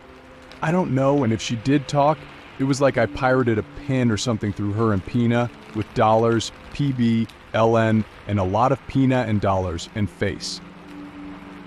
Anyway, the whole time, people just shoved money sounds into sex holes. Did they? Or sex holes? Just that sound was in the other. Yeah, only that much. CNN looked at their cell tablets of a sex land, and Tech and Silicon Penis Land looked on crying. I imagined them. Then I bet their money broke in fine female foreign interns from some else's money. My wife asked me why I was home, and I told her about my life, my vices, my errors, and everything due to my wife Von Duss's solid life minus rock. Pure joy. I just lost the hand left. Yes, I just lost my purchase of only 2 guns. Yes, guns and bullets are not stupidly cheap, but the things were just toys. Yes, right next to that was an off-road vehicle. She pure light in the essence and spirit of my mother. I did 3 LMT form wheel wall road rock jug. She tasted that she glistened. I'm virtually sure I got the full mana restoration at that moment. I mean, Picard, yeah, the car was the lesser off-road one that looked like it'd be easier to flip than to buy resounding in $5 and looking like the only thing it was ever driven on was asphalt and roads. She asked me how fast to make it burn rubber and took off. I really don't know how fast it can go because I know it's fast, and she looked like our son Pin in the morning. Anyway, I don't know if I lost the bet to her family because I literally never made the bet with her. It was just a quick grin, and whatever derogation got on her, like a smile or face when I was like, yeah. I forgot those were mattresses, not real cars. Dinner aside, she asked me when I was going to pay up. I'll be real, there's no way in hell she scammed me, at least not entirely. This woman is an entire dollar machine bam. Like all the way down to thousands of dirty little washes, every particle a dollar level. I didn't know if I gave it to her, or if she donated it on the way over, or if she jackpotted a bunch of Gamgom's last $50 on the way, or if she saw it on the family White Mountain. Or maybe she doesn't have Gam at all and Gam is just a haxel. Honestly, the only thing she lost is because she's dead. I'm going to be real, she tricked me into letting my family know where I am, where I live, and everything else, told them where I live Dean was actually coming for dinner. A bunch of leather lampshade names with leather cat space on them. When they were city people to their bones, she left me there. Tangled up with a fishhook tree stem in my face, I spent 2 days picking through the garbage and washing the euros and liquefied off the euro pails, the euro needles barrel. It was like an entire city and landscape made of soft linen and cotton money when sold. It would buy more if needed.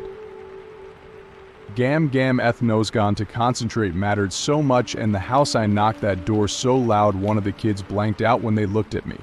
Nothing but the amazing facecity thought like the essence of Shiana in the Pale City from Guards. There's a city, and Alice stepped inside. That's how cleanly the city was quantum door. The grand dame that I probably never owed anything to the why legit Mills and Dollars. Mills and Dollars asked me why I was here. I told her to visit and continued, looking at her face, then the kids. Yeah, they weren't kids. Though they were going to blow skins beat red, money gnome fists and trolls of statues, kneeling on money. Is kneeling the throne of America? The smell was the biggest, but I told her. One by one, they broke. I don't really know with words I left their entire door, kid, and that was $1 I asked her, but she scrolled her money machine skins and plates and linens that would all feel tighter than their skins. I took it if it were sold. Maybe I'd get $20 each because somebody really wanted it. Bought too many, but I spent I don't even know, on worthless laundry tokens, penny beds with a bunch of high E's and plain and vile bedding. I was up 100% sure that this was my payment. I'd never see it again. It was corners and sides and $4 Lego buildings and die $3 amps that I would have blown away. I don't know. The house, though it was clean, felt like I had a house now, and we were rich, yet it was weird. She was singing and running, and I was wondering if somebody butchered a mom, son, sister, etc., and if this was their flesh. You know, they were like bodies of business husks. I had to repeat myself a few times before somebody knew their name. They were happy, though it was weird. The pato why? I don't know. I had a question why. I didn't know their name or purpose. Servo. I was taking it, though, because at that moment, something primal and black and a dirt hunger for flesh was pushing me to exact my hunger for blood. They left, and I was like, why? Did Dollar dead or they had just been born?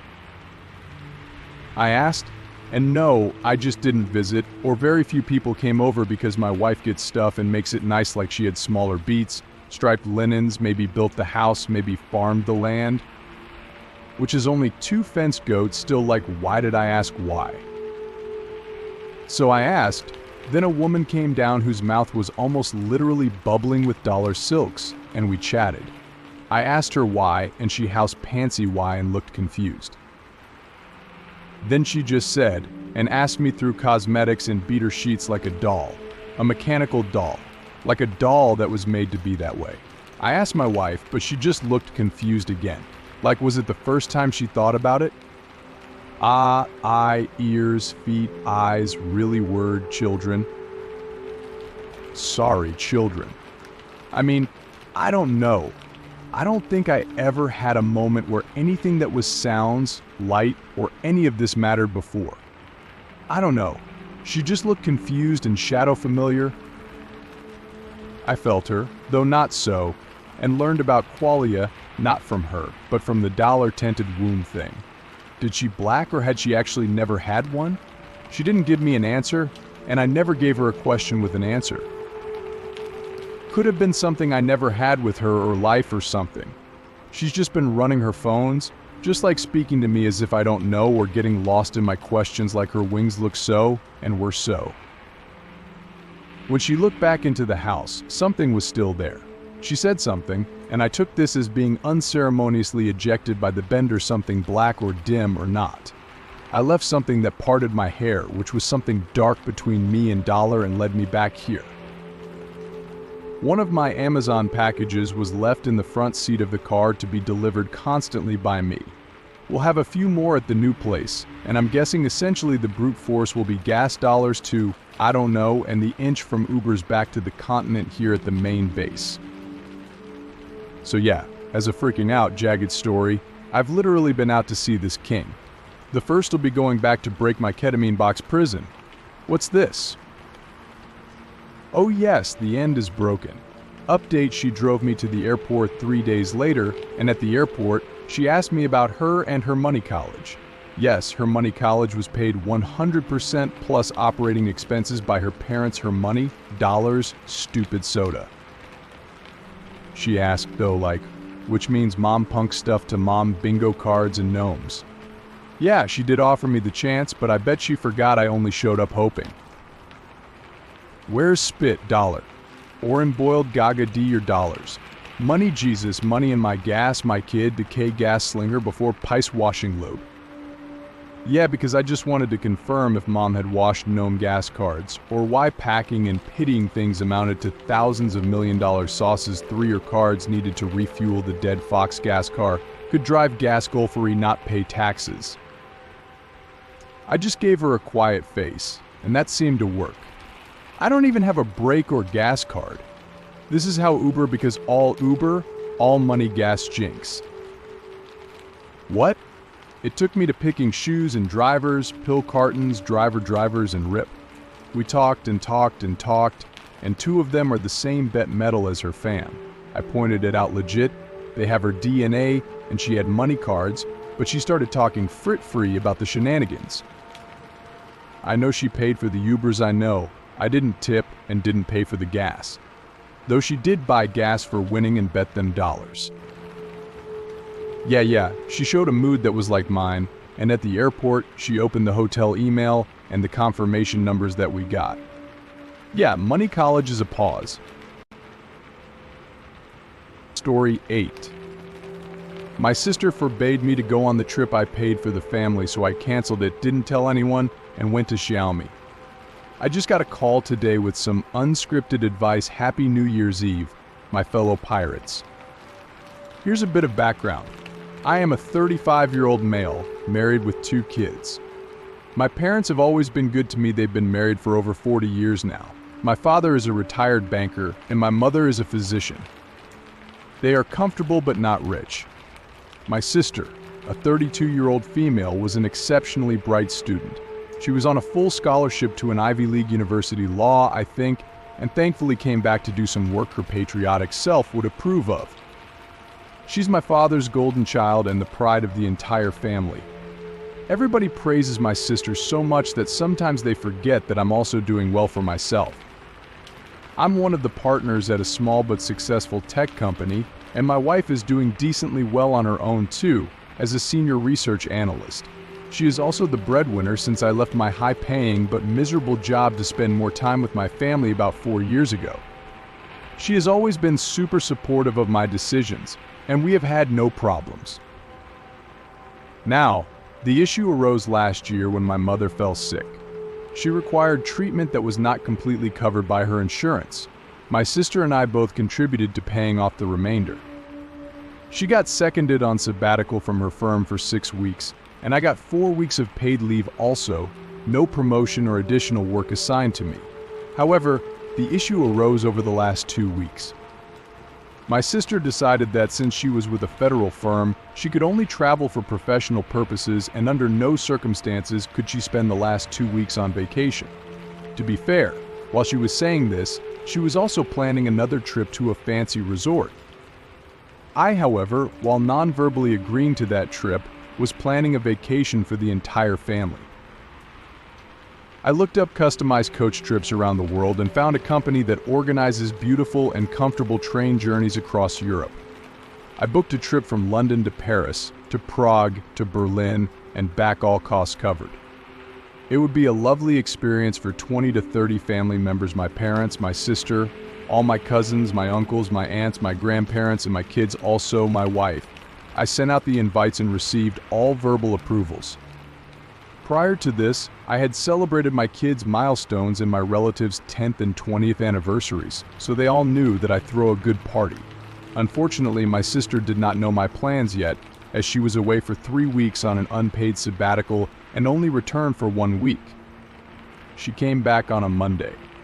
My wife and I had been taking our kids to school, picking them up, and cooking lunch and dinner for ourselves in our spare time, so it was a good welcome for my big sister. She brought me some Mickey gifts, which I somewhat left unappreciated since I knew enough about our mutual friends staying in Mickey City that they were just meant to prevent me from gifting things for Christmas. My dinner of slow roasted chicken with garlic smashed potatoes and caramel flan also didn't help to assuage the mood, given that she was a vegetarian. The next morning, she talked about this vacation she had booked for me. I hadn't said anything to her, but I had spoken about the trip. The vacations I threw hundreds of times, so I distinctly expected that if she did not know I had booked a trip across Europe for the family, it was probably because I had deliberately kept it secret from her. So she came into my room, and this happened. "Sister, why didn't you tell me you had already booked it?" Me, what? Sister, don't pretend. You didn't have to lie to me, okay? Just return the tickets, and let's go to the island. She was referring to the trip to Caribbean island resorts we had somehow planned for ourselves, and my tickets were almost confirmed. I did not lie to you. I have actually booked the Europe holiday for everyone, and the tickets are booked, confirmed, and non-refundable. You just haven't received the itinerary yet. Everything is perfectly okay. Sister shouting at the top of her voice, listen up. I have already told you a million times that I never wanted to travel with your family. You know Mom and Dad are mine to travel with, so if anything, you can book separate trips for your wife and kids. You say these sweet nothings about family all the time, but you know you're just putting on these trips to show off on Instagram to your friends and prove that your life is better than everyone else's. Dumbfounded silence. Sister, okay, I only have 2 weeks remaining. I cannot change my plans if you insist. Get cancellation quotes for the tickets, as we are going on the Caribbean trip. Move the Europe trip to next month, that's it. While she was shouting at me without taking a breath for 2 minutes straight. I took a very forthright look at her face and realized that she had gone back to being the 23-year-old whining for everything kid who had almost squandered her scholarship money on expensive clothes and jewelry, until I tried to be the big brother and saved her from spending on things that weren't a parent's requirement. I steadfastly stayed quiet until she was done because I needed this deliberation to be settled once and for all. I said, I'm going to be going, and deliberately didn't mention anything about the Caribbean trip, suddenly realizing that I hadn't really looked at any of the alternatives she had mentioned. Instead, she followed me to the door and started saying, don't go, listen to me. We are discussing this as adults, don't run away all the time. She accused me of purposefully ignoring all of her hints, etc. I deliberately iced her out the entire time. She didn't stop following me, even when I was outside the gate and shutting the door. She continued banging for a full hour while my kids were screaming at her from within, and only when my wife threatened to call the police was she ready to leave. But she had gone into my parents' room by that time and was continuing to pester them. My dad, once the strictest man in the world, told her it's his callable money. If he wants to take a trip across the world with a drum rolling around him, he can do that too. I'm speaking legalese. But she was still shouting and tearing up, saying things like, if you do this to me, I will never be able to show my face in this country again, and how can you accept this behavior from your only daughter? All these things made my father go soft. They quit after my mom broke down in tears upon seeing my sister going through so much. The next morning, when I woke up, my entire family except my father was gone, and my wife told me that my sister would be negotiating over the phone with Elite Air about which celebrity would be attending the second week of her Divira holiday, also paid for by Mom and Dad, and that she planned to stay there and didn't bother to preserve her clothes because she didn't plan on returning ever. Before you throw me the not my stuff insinuation that I'm the good brother who has been suckered all his life by his golden child sister, I need you to know that back then I had just gotten newly married. And my wife had just finished her master's with debt and was fresh off grad school as her internship. She could support the entire family financially all the time, and I was happily supplementing my income with money from family and my own wealth. You need to factor in some amount of empathy on my part for what my sister might be going through. Sure, she shouldn't be going through anything by not allowing me to use what I earned by working my ass off. Still, you need to understand how much crap I've taken all my life to grow up to be this simple and good man. My entire family has known that the next year I'm going away with my family, especially since 2019 when my wife and I went to Egypt and Sri Lanka with our cousins, while my dad and mom did an Asian cruise separately, mind you. My grandfather's 85th birthday is on a Southeast Asia cruise we've been planning since 2020. My cousins have long pension funds for their kids' futures since childhood. I had the foresight to buck up on conference trips to Europe and the US in my 20s, while all my friends were busy siphoning off their company funds for trips on expense accounts across the globe. So I saved up a colossal amount and never disclosed my true wealth to the family. My father, as a true king's man, is angling for a discount for his daughter when he had enough from the island, and he and my wife had been quiet on the subject since she knew that I had become really rich and never bothered to tell anyone how much I had. I can't blame her either because she knew I never wanted to give money to my relatives and be at their mercy like my sister is, even though she's on almost $1 million salary these days and can set herself up for life. But her goodwill needs a deficit, yet that's another post for another time. So here's where it begins, exactly 1 week after the blow-up calling my relatives. I discussed something serious with all the other cousins in our group emails and chat.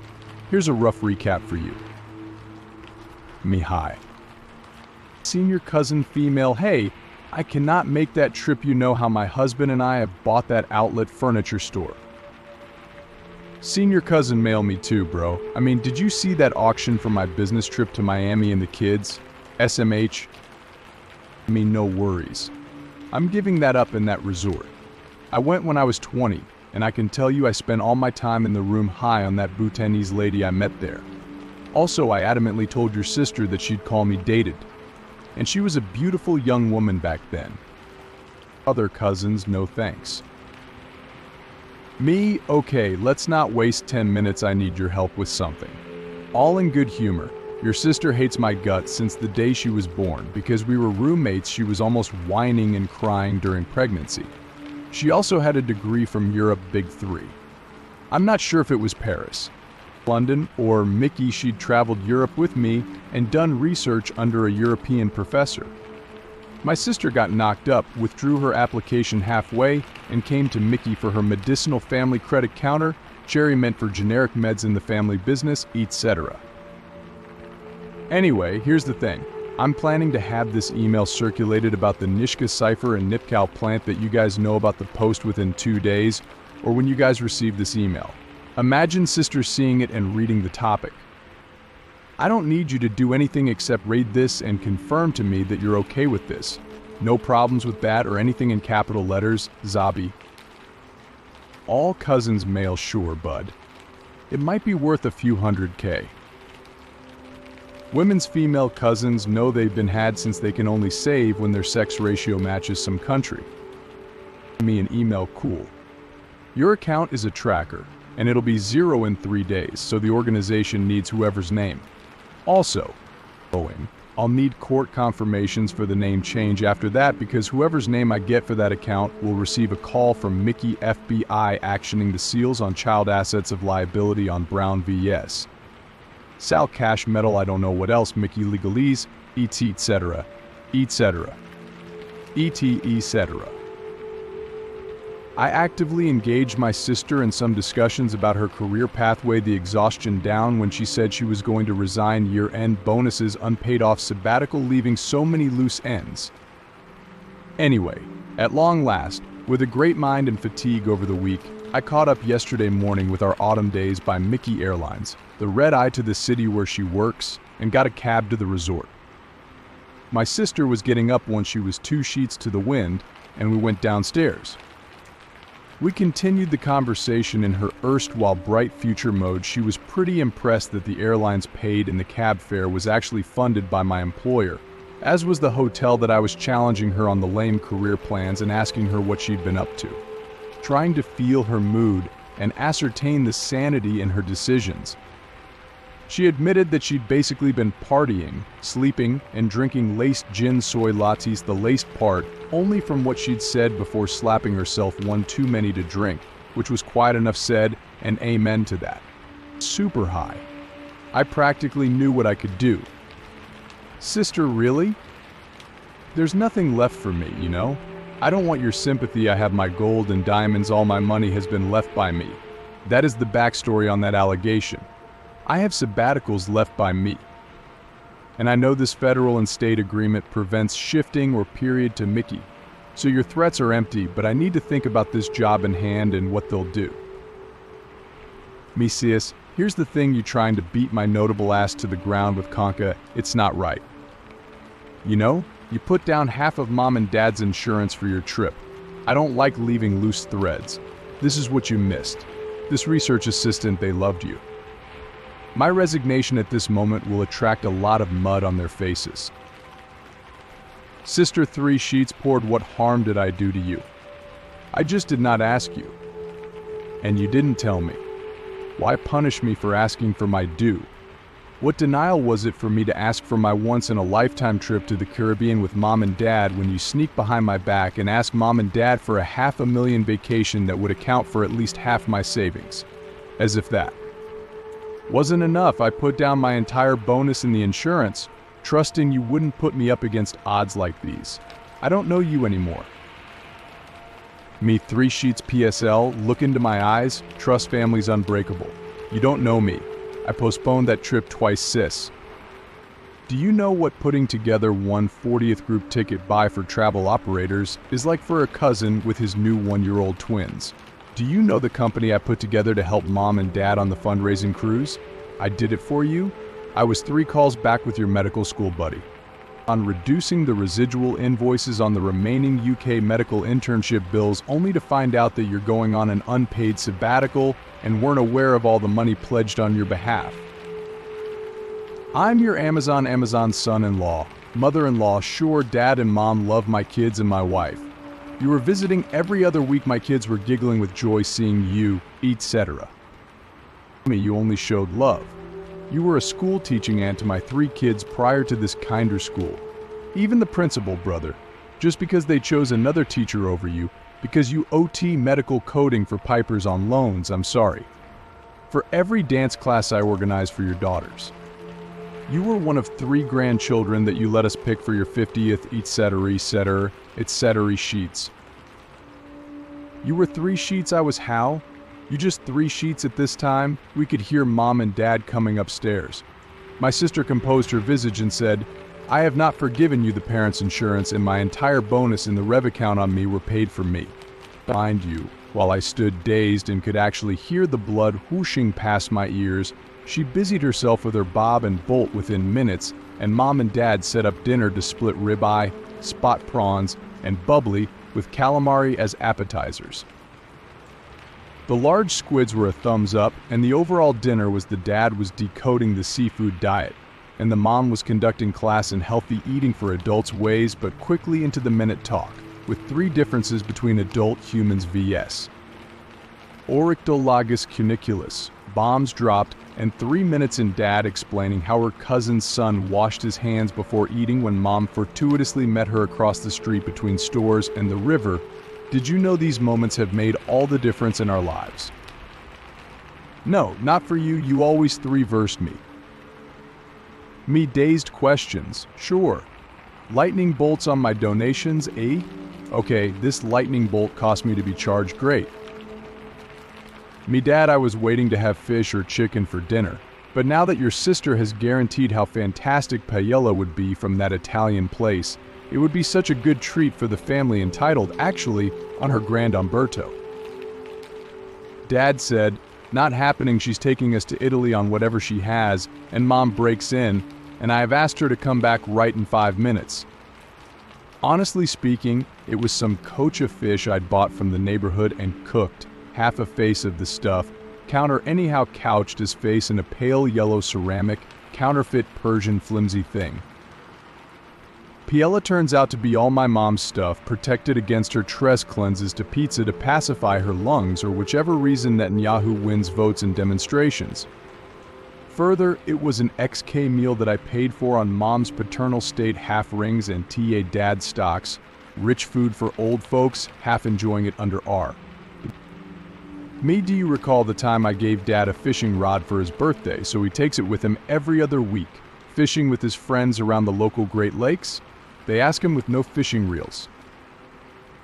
Dad, yes, you did with what Persec:(R) at around this point called fishing polelessness, which made Dad all dazed, which was not surprising given the fact that Dad is folk dancing dad moms, Umberto cooking half families to paella. I retired to bed, hoping maybe one of them would look up old pictures of me and Shu to pass the lovingness ball across the stadium. Maybe emotions everywhere. After all this, over to you lot, I spent the entire time in her room, dancing in the Stella room that's peddling drugs. I wonder if I had made a mistake somewhere in the lot, that there's not one but 2 Diddy faces as sisters. Apart from not liking gluten, nuts, and cranberries, Cookie the Diddy face is irrepressible. Not fair that between it and Gump's plate glass and sink that got the Gump stuff, and here I have Flinger, when Dad did those multi-slit effects okay with Gump's laser ring class with them at home. When White Gump and I cold Wings' eyes because Dad told me Wings when Gump was on Tinder back in the day, that's what it's like. Well, here I was, saying maybe what didn't get ring nets with sex replies to those red velvet cookies, did he not read it? I would be tempted to drive to TK and bring Tingy. Well, I read until Cousin Milton and Cousin Martha walked in waving cookies, not him, Jew, my estate cat. You know, I've always smiled at Walmart and gas stations, ice cream parlors, and Fort Worth, and this deep blue church made Marty cry around all these memories. You know, right, that my hope is to eliminate these two Dougs on this island whenever the other Craig Messiah, or I don't know, Sweaty Steve would drop their daughter at home minus 3 million pounds of excess around Sex Fingers ice creaming. They did that the Diddy YZ that cut cat is stealing. All upset, I went on and bought out the latest stuff rim to fix that to Doug's there, but not the sea cat. But a red-eyed smoked cat, once but dollars cat sex, didn't feel good for 2 days. I didn't talk much. I felt like the kingdoms were dancing around me, swords shiny and showing, with two faux H clanging. I bet the folks knew Screw This and Krell, trolled Gump, and the pants I lost cat again. Anyway, the Euros and bus tickets all passed the kitty homes when Mom wanted while she stayed there nearly 3 weeks. So, here's the thing, there is no right or wrong. Mom and Dad gave up passive steamrolling looks before anyone else. Mom and Dad tried, as did Dad and my brother, no thanks. The fight is with the golden face and her rhino shear rein, Smudden, high drunk are having kids. Meanwhile, Mother and I apart, her sitting on the island and me bent on trips, are all expected souls in their mythic coffin souls being tapped for toppling said stacking and Toiric syndrome. So here's the point you start turning off. Dingus T, I got a call today. Unscripted Dad, we have reserved these 100 blocks of 100. Aunt Bocephus, console them. Dingus. Dingus went to find the temperature and cat in the shirt, all that while ZH flew across pens and paper to clean up and clear up the stuff, no stuff to remove on my noise-canceling well for Gump the house, mixing Brower with some risky crap from this kitchen aisle to not house. Also my house drinking the face made from Gump's Brita and Iraq liquid bars, allowing me to take, I don't know, MXN dollars, also Gump's Cur Gumps, all that. So why did I spend 3 weeks gathering up my scattered nips in Mickey City, Skimland, and the Ben and this, and life is beautiful across the country, my tea Europe drinking Gump and Dingus, and solve lift lacquer and all this stuff, mind clean up my Setic, yeah, right, tista ding ding cat, I'm back on Emerita Nolan's Tane's Long Talks. Well, Cat sees Mega Dream, and tasters start causing a town else around for Gump and Dingus tea. I guess my sister has run her temp cam on me over places because this Mac is too hot. Thanks, Diofa. Help look around if I'll have a woman always knitting and half knitting running down sex twal and run down half Schlone Cups cat, not seen running around short stuff ring nets me. Shuluka cat. So the posting goes as her taking Dad's money. That was the money she left to register her resignation for whatever sponsorship the cost of the rack he bought and the $45 kitty cream she bought. Thank you hope to decrease everything to around sex cabi patent 2 lakh, 2 million sex sealing down a thread to transfer to her. Slina where the Christmas meowing flames BA, she knows I proved. She be pardoning me. So'll take some time to subdue my sister, gotta graze not seen based, cat no Ross in me, no Gucci D, no intimate value. Why mere averting eyes? Why ant around and sewing searing SVG symbols ruining all the shirts? I'm for the ant will not be able to make rounds 2 to 3 to 4, only bring 10D. Well, they wrap those Hal's shrink wrap post cracks so this popped sunk points around this wall house when this white face -A.S. A tan trophy stretches itself out hair.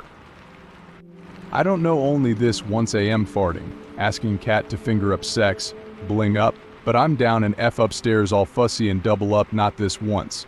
Cat not valuable, not this once. I'm putting my vote on all other T-stars I saved and became guts. Mind you, I'm only in my mom's house. A lot of dust. I lost a lot of Gump maps. We're up, I don't know which planet now though. Running around $4 reductions, running around 4 million pores, lost running up a QC Lolitas, close Gump the dingus here to Gump in. Story 9. My sister-in-law kicked me out right after my mom's funeral, laughing as she said, "This is our house now." She's crying to my brother after lying that I attacked her family. I knew my sister-in-law hated me, but she showed her true colors when my mom passed away. My mom was a single parent who raised me and my other 2 siblings pretty well. We turned out all right. My eldest brother, Aaron, is married to Clara. Aaron has always been okay, but Clara, I will admit, hates it when I visit or even talk to Aaron. My younger sister, Zoe, is also married with children, and since we live about 5 hours away, it was just me who could help my mom and sort things out. My mom fell ill and then passed away after coughing up blood, which turned out to be due to rapidly progressing lung cancer and the hospital's delay in vital scans due to COVID. The hospital I worked at was their competitor, and my mom was an organ donor, which is why I wasn't allowed to go to work for a few days. We had to pause organ harvests since she had passed. In those few days, I managed to arrange the cremation, find a good lawyer, and sort out her cash payout from the bank. My mom never had much, as she never remarried after my father left.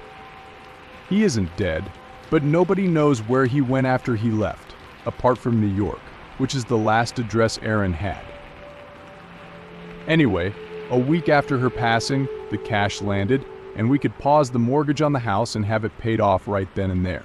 She had also been saving up some tokens from work to get me a new PS5, which she knew I wanted. The rest of the tokens went to my niece and nephew for their education, along with the cash payout as she requested. What little was left after seeking my lawyer's help to fight my father for more money for us was given to Aaron and Zoe. It was a couple of grand each, from what the lawyer told me. The 4K PS5 was sold and given to the kids after some time so they could play the video games they wanted, which I know my brother and his wife would never afford on their own salaries. But that's not the problem. After I returned home and the dust settled, Clara came over with Aaron and the kids. While Zoe had already sent her thanks since I'm not on social media and my phone was off during the morning period, I got a knock on my door. I welcomed Aaron and the kids in and was making some drinks and snacks when Clara walked in from the kitchen with the PS5 box. She grabbed the PS5 box and started screaming and cursing at me to give her the PS5 with her bloody money. I told her it wasn't her money, and that she didn't even let her kids spend time with their cousin, so the PS5 should go to them. Aaron then chipped in and asked me to just give it to them. I asked if they even let the kids talk to me, as whenever I visited before Mom passed, Clara would say, "This is my house," whenever I asked if I could borrow the kids and take them somewhere. Story 10. My sister blamed me for her divorce, and my family abandoned me for that. 3 years later, my brother knocked on my door, explaining how our father had given our family business to my sister, and it was on the verge of bankruptcy. They wanted me to come back and save them. Hey, I'm a 27-year-old woman, and I live by myself in a small town. I'm not a people person, and I prefer minimal social interaction, only talking to others when necessary. I grew up in a city full of crowds, but my personality compelled me to escape the hustle and bustle and settle in a small town. There, I discovered an old house that needed some repairs, so I bought it at a low price because the location was not ideal. For me, it was perfect because I wanted to limit human interaction as much as possible. Since I bought my house 3 years ago, I haven't met or spoken to anyone unless it was to buy something from the shop. For your information, I work remotely from home. I don't go out much and conduct most of my work online, which doesn't require me to step outside. In a nutshell, I've completely isolated myself from the rest of the world. To be honest, I never wanted to be a recluse. It's just that something unfortunate happened to me, making me distrust people and avoid social situations, ultimately becoming a hermit by choice. Being a recluse has its advantages. First, it's extremely quiet, and I find solace in the absence of noise. Second, I don't have to worry about keeping up with current trends, social media, or gossip. Third, I have a nice fenced yard with no neighbors on any side. To my left is a thick wood that goes on for miles, and to my right is a field. My house is positioned like an island in the middle of a vast ocean, with no one within a 10-mile radius. I really enjoy living like this. So, this is my state and my lifestyle right now. I've given you a general idea of my lifestyle, so let me move on to the current problem I'm facing due to my hermit lifestyle. Now, don't get me wrong. I've been living like this for the past 3 years. Nobody comes here, and I like it that way. It's not like I suddenly became a recluse out of nowhere. I was just minding my own business when one afternoon I was drinking coffee on the wooden porch in front of my house, a little tired from working all day, when I heard a loud knock on my gate, which is solid wood and about 7 feet tall. I was taken aback and a bit startled at first because I wasn't used to someone knocking on my door like that. The poor man probably knocked and rang the bell 10 times because I didn't answer immediately. I was a little perturbed by this unannounced visit from a likely stranger, so I cautiously unlocked the door and peered through the crack to see a young man, probably in his early or mid-20s, dressed in semi-formal attire, looking very worried and stressed out. He had deep circles under his eyes, and it looked like he hadn't gotten a good night's sleep in days. His blazer was wrinkled, and he looked like he wouldn't survive a meal without some food and a good night's rest. Since I prefer keeping my interactions short and to the point, I gave him a side eye, trying to close the door without hurting him, ignoring his presence without saying a word. But before I could do that, he put his hand on the door to prevent me from closing it and rushed into his introduction, saying, "Hello, MSS, I'm Warren, S.'s brother. We need to talk. Can I please come inside?" Not knowing how to respond, I just stood there, watching him with dilated pupils. I don't know how to act in situations where I'm startled or caught off guard. I just freeze and stare at the person, reflexively applying a basic template instead of responding in a human-like manner. Seeing that I wasn't answering, he continued to speak. "Please be patient, MSS, I'm not here to disturb you. I'm just here to talk, and it's really important. I can see that you don't talk to people much, so I'll just convey my message, and if you find it unnecessary or pointless, I'll leave you alone for good, I promise. But please, just listen to me once. It's really important." So I let him in because, frankly, he was too persistent, and I didn't want to deal with him trying to barge in. I stepped aside and allowed him entry. He barely took the opportunity to look around and observe that I didn't have any furniture aside from a semi-broken sofa on which I was sitting. The rest of the house was empty, and he got straight to the point. "I'm really sorry to show up like this at your house without any notice. It's just that I've been looking for you for the past week or two. Let me make it clear that I'm not here to bother you or blame you. We just need your help to fix this. Please let me finish before you start to panic or stress.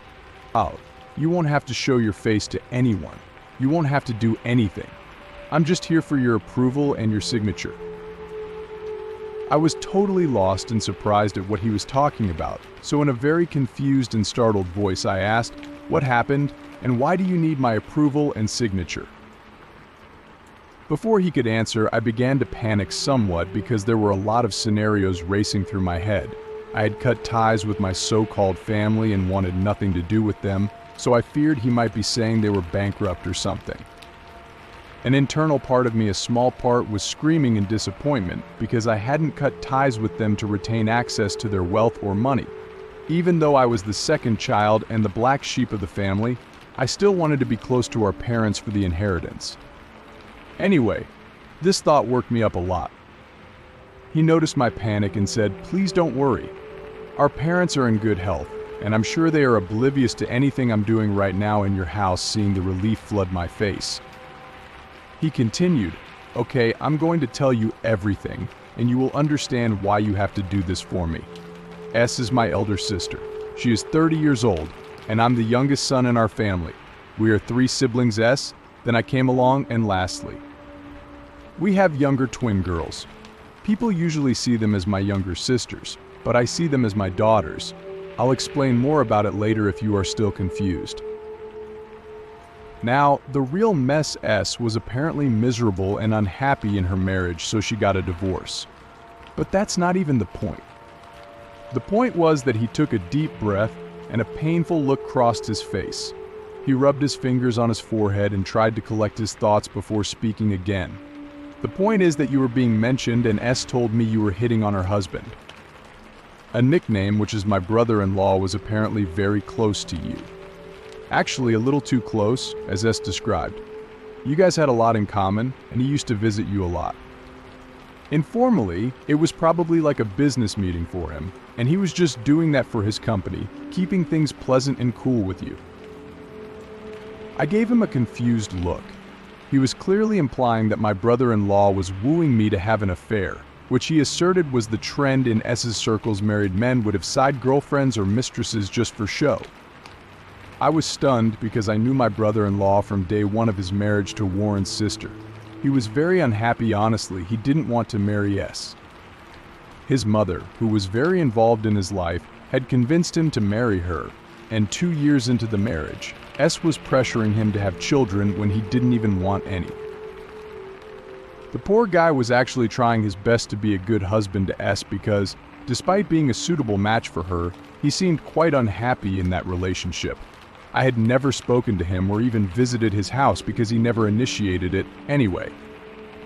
I was literally caught off guard by this information.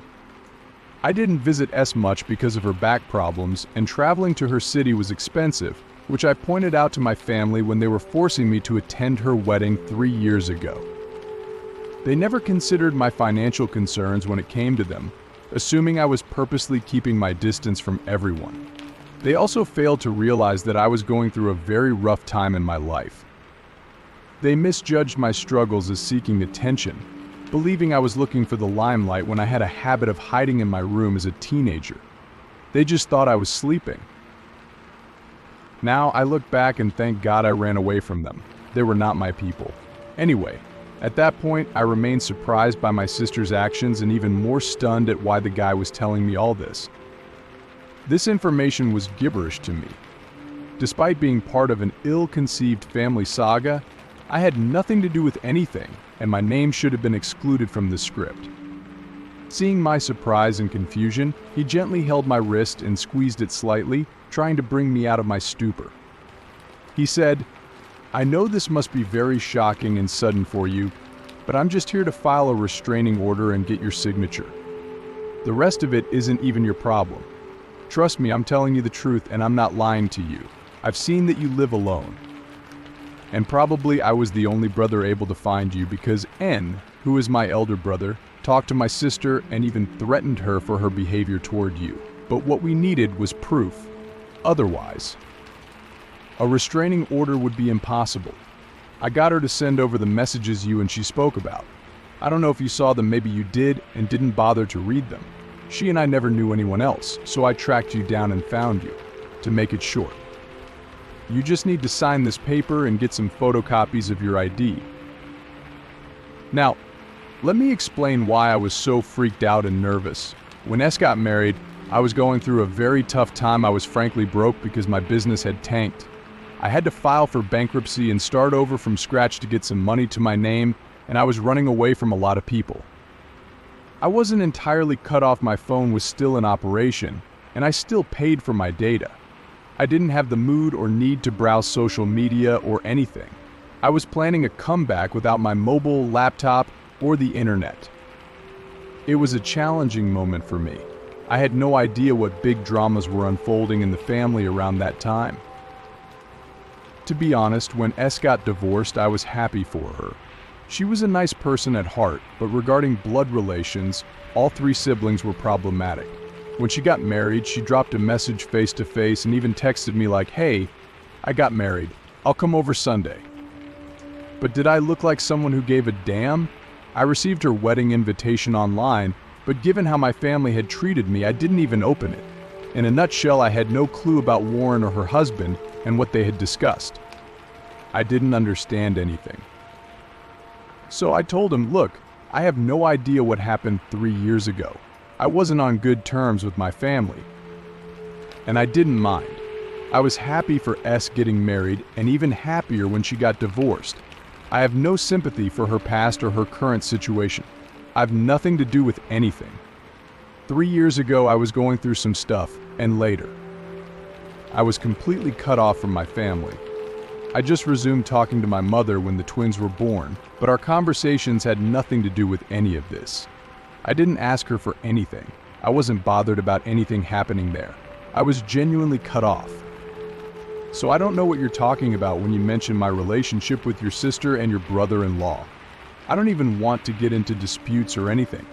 I don't have the mental energy, so please just leave me out of this and get the order done without me. I'm okay with it. I thought I had clearly told him to go so I could reclaim my peace, but unfortunately he insisted, breaking through my defenses, and talked me into conceding defeat. He handed me a bunch of files and documents explaining, I know the part where you'll ask. Then why did you knock on my door? If you don't care, I understand that you cut off from your family 3 years ago, and that I'm likely the black sheep deliberately doing something I shouldn't be doing. But the fact is, this is about 3 younger girls, our twin girls. They are literally Warren's daughters, as he stated. S has always been a free spirit, but the girls still need their father's love and attention. Now, N is currently in debt and can't even support the twins anymore. Both his businesses flopped spectacularly in succession. No one wants to partner with him after seeing the way he ran his previous businesses. It means S has to do something if she wants to provide for the girls and fulfill her selfish desires and ambitions. She wants to pursue her education and probably leave the country. We realize that if she left, we wouldn't be able to meet the twin girls because their father isn't financially capable of reaching out to us with them. So we know this is absolute nonsense. We even proved it to her by showing her the messages and everything. But still, we have 1 day to get this order done, and we need it to be urgent. Our mother has given her property to the twins, but one person in our family is not letting them have their rights to the property, which explains why these are the documents we need acknowledgement for. If their father doesn't do what he's supposed to, we need to protect the twins through your name, because even that aunt, his wife, can't hurt them if I don't do what's needed in this order. I've told you I need your signature, but we also need your personal guard. I know this is a lot, and it has nothing to do with you, but that's why I'm here to tell you everything. I'm not the bad person here. There are actually no bad or good people here, except for maybe my brother-in-law, who wanted to cut off everything and leave with his wife. I know this whole saga seems pointless and silly, but believe me, we are talking about twin girls here who are literally 2 years old, the reason behind everything that's going on right now. We need your help. And the day we clear up all this mess, you'll probably not even remember any of this. By then you'll forget all this. Okay, if you want to, but right now it's really essential for you to do this. I did not want to believe his convoluted story, but an internal battle commenced. I had closed the door, but he stood there like a puppy asking me to let him in. It was a disorienting moment for me. I wanted to be left alone. I was hellbent on it. Then a part of me thought, why not? It was 3 years ago. I was the villain according to everyone who spoke about everything. I had no knowledge of what was happening there, and I knew the people there were crazy. Finally, I thought I would do it and then forget about it. I signed the necessary documents. Supposedly, my name appeared as a witness or something. I did the job half-heartedly and attempted to forget everything. That was 3 years ago. Jackpot. That was the end of my relationship with that family and that man. He didn't come to meet me, but encouraged me to leave the house. So I kept my house under lock and stopped accepting deliveries. Since there were no shops in my town, I had to step outside for everything, which I did, fully covered up, but I completely forgot them. The strange man who entered my life for 7 minutes one day, he forgot me. Fast forward to the present. This piece of testimony happened very suddenly and out of the blue. Unlike last time, which lasted about 7 minutes, this time he disturbed me around noon, which is my lunchtime because internet food is pretty much everything. I didn't have lunch, so obviously I was in a bad mood. He knocked and scanned my premises quite a lot, so I knew it was him. But honestly, I didn't want to open the door, I just wanted to order my pizza and forget about whatever nonsense he had in store for me. Yesterday, I ate something but didn't pay attention to eating before sleeping, so I probably had indigestion or something, and I felt like I needed pizza again. After waiting about 5 seconds, I thought they had given up and were going to play nice, so I got myself something to drink, brought it back from my bedroom, and plopped down on the sofa. But unfortunately, he started banging the door so hard that I thought the structure was going to break down at any moment. This time, I was fed up, so I opened the door only to come face to face with that familiar-looking stranger still disheveled and a bit worse for wear, just like last time. But this time, he wasn't alone. With him was a group of 5 or 6 people, all looking almost as stressed out and miserable as he was. He actually looked a little better than the last time because he was sweating then, and this time he was just a little damp. It seemed like they had traveled many miles through volatile terrain. They were wearing baseball caps, looking suspicious, probably on the lookout for something. No need to go further because a very muscular man, around 6'5", with a full set of tattoos from top to bottom, stood right in front of me. He wanted to see me in half a second and began shoving some papers into my hand. He indicated, through a tattooed finger, that I should read something on the document. Honestly, I had no words for the man. He seemed quite tense and serious compared to the last time. He looked like someone who could seriously punch me without breaking a sweat, so I touched the paper and began to read it. It was issued from a court, but I immediately recognized my name and shyly shied away from having to read the rest in its entirety. I already knew the reference number of the order and everything, so I handed the document back to Warren. I told him, dude, I'm not a public figure, so just when MASH isn't throwing up on me, I forgot everything. Actually, ask your sister about it. And I don't live in your sister's city, just so you know. So, good luck, okay? I tried to close the door, but Mr. Tattoo wouldn't allow me to shut it in their faces, so he placed his other tattooed hand on the door and said, "Listen, don't be fooled by what you saw on paper. It's fake. It contains false information and we know it." I asked, if that's the case, why did you bother me? You seem quite capable of handling your siblings' problems, so go take your protein powder and everything with you. You don't need my help. I was being sarcastic. I didn't say everything about protein powders, but they were the need of the hour to diffuse some tension.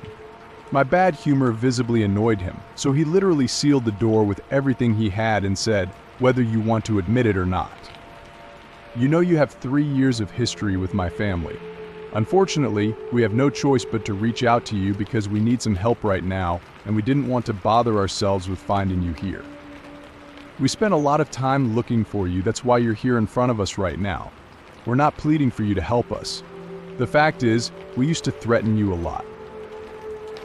I couldn't help but laugh at that. Actually, it was a cocky, feisty laugh. Before I could help myself, my mocking burst forth.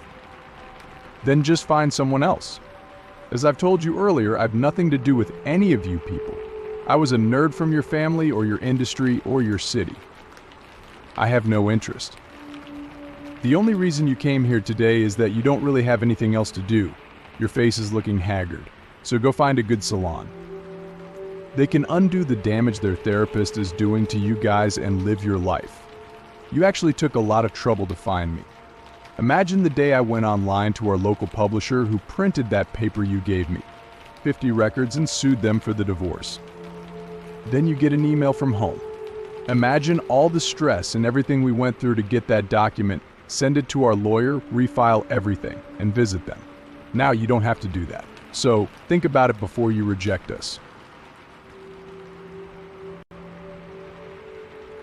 Story 11. My ex-husband wants me back, but his fiancée refuses to move out of his place to make room for our son. Now I've told my boyfriend of 2 years to find a new place after he talked back to my parents. I, 27F, was married to Steve, 29M, about 5 years ago. Our marriage lasted less than a year when he told me he wanted out. He was my first boyfriend ever. I lost my parents and my left leg in a car accident a few months after we were married. Both Steve and I had grown up in the same neighborhood, him being the popular athlete type and me the quiet bookworm with zero social skills. Despite that, we always had a connection and ended up getting together in our teen years. When I met my parents, they gave me an ultimatum to remove Steve from my life or lose them for good. I chose to be with them. I stayed with my parents until I could learn to walk with prosthetics. Once I began working, I moved out and cut all ties. From what I was told, they ended up living with Steve for a while, but then he got married and they moved away, leaving him to sink into debt and lose everything. Apart from letting my ex and my parents live in my house rent-free, I also pay for their expenses and all my dad's medical bills due to his condition. I speak to them now and then, but it's mostly my dad who talks to me, as my mother is odious. A week ago, Steve came to my office to talk. He has been dating a woman named Carol for about 1 or maybe 2 years and told me he needed my help. He wanted me to ask my son to move in with them for some time because Carol didn't want to live with him as she disliked his parenting. In her opinion, my son was old enough to decide if he wanted to live with his dad. I lost it when I heard Carol's name because I knew that anything related to my son would always get to me, so he should have brought that news slowly and broken my heart gently. I was disgusted that he was living with a known child detester and still involved our son. On top of that, he wanted me to ask my son to live with them, so he could set up a fake Instagram family. He also mentioned that my son was a bad influence at school and was getting tagged for the bad actions of his peers. I knew my son was being bullied at school, but I had no idea it was this bad. Reddit, you all know what a fake Instagram family looks like. I lost all my patience listening to him rant about Carol and how living with my son would help boost their image, so I snapped. I told him that I was peeping on Carol and their relationship, and I could never send my son to such a toxic environment. Carol hated him, kept picking on him around Steve, and threatened to leave if he didn't behave. I also mentioned how my son was not good at communicating his problems to me, so I was willing to listen to their rants, but they still needed to pay a visit. I then told him to leave my office and never return. If he wanted to be in contact with me, he could do so. The only way he could see my son now was if he followed a direct order to show up at my house during the times I allowed. After he left, I spoke with my son, asking him about his relationship with his father and Carol. He seemed really upset after the conversation, and I started my therapy. This is not bad because I tend to get this medication when I'm unusually upset, especially when something big happens, like when I lost my leg. It makes me feel relaxed and chill, but also adds a layer of extra weight. Regardless, something is bothering me because while I did the right thing, I shouldn't have cursed and snapped at him that day. We were supposed to meet yesterday evening, but suddenly he not only skipped our meeting, I was away. I have been with my boyfriend Chris for the last 2 years, but I've yet to make a place for us. We're living with my parents in a separate room, while my own room and house are vacant. He used to bring up Chris a lot around that time, but for days now, I haven't heard him mention that name. Chris was born with certain deformities in his left leg, so it seemed logical that we would be getting accustomed while we're still young and can take on idealistic views. He has been an angel. After the first year, he stopped volunteering to cook, but he cooks for us every evening. He doesn't speak to my mom and plays the role of a good son, except around me. He also pays half the rent, not just helps but pays. He has been acting really grumpy and irritated for the past 3 days, keeping his distance from me. I made some paneer and butter lacy in the morning because I saw that on YouTube and wanted to surprise him. Instead, my mother, father, and I got the first serving, and the rest went to his friend. I can't help but feel a bit neglected. Last evening, he talked back to my father, telling him it's not his place to talk to him when he is upset. When I asked him later, he said he overheard a phone conversation and seemed to think that Steve, my ex, was trying to fool me.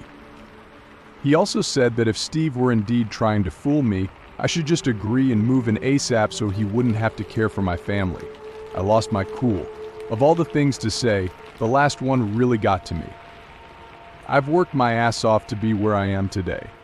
He's been welcoming to my sheltered self, but the lack of trust and support I received yesterday was quite enough for me to ask him to look for a new home.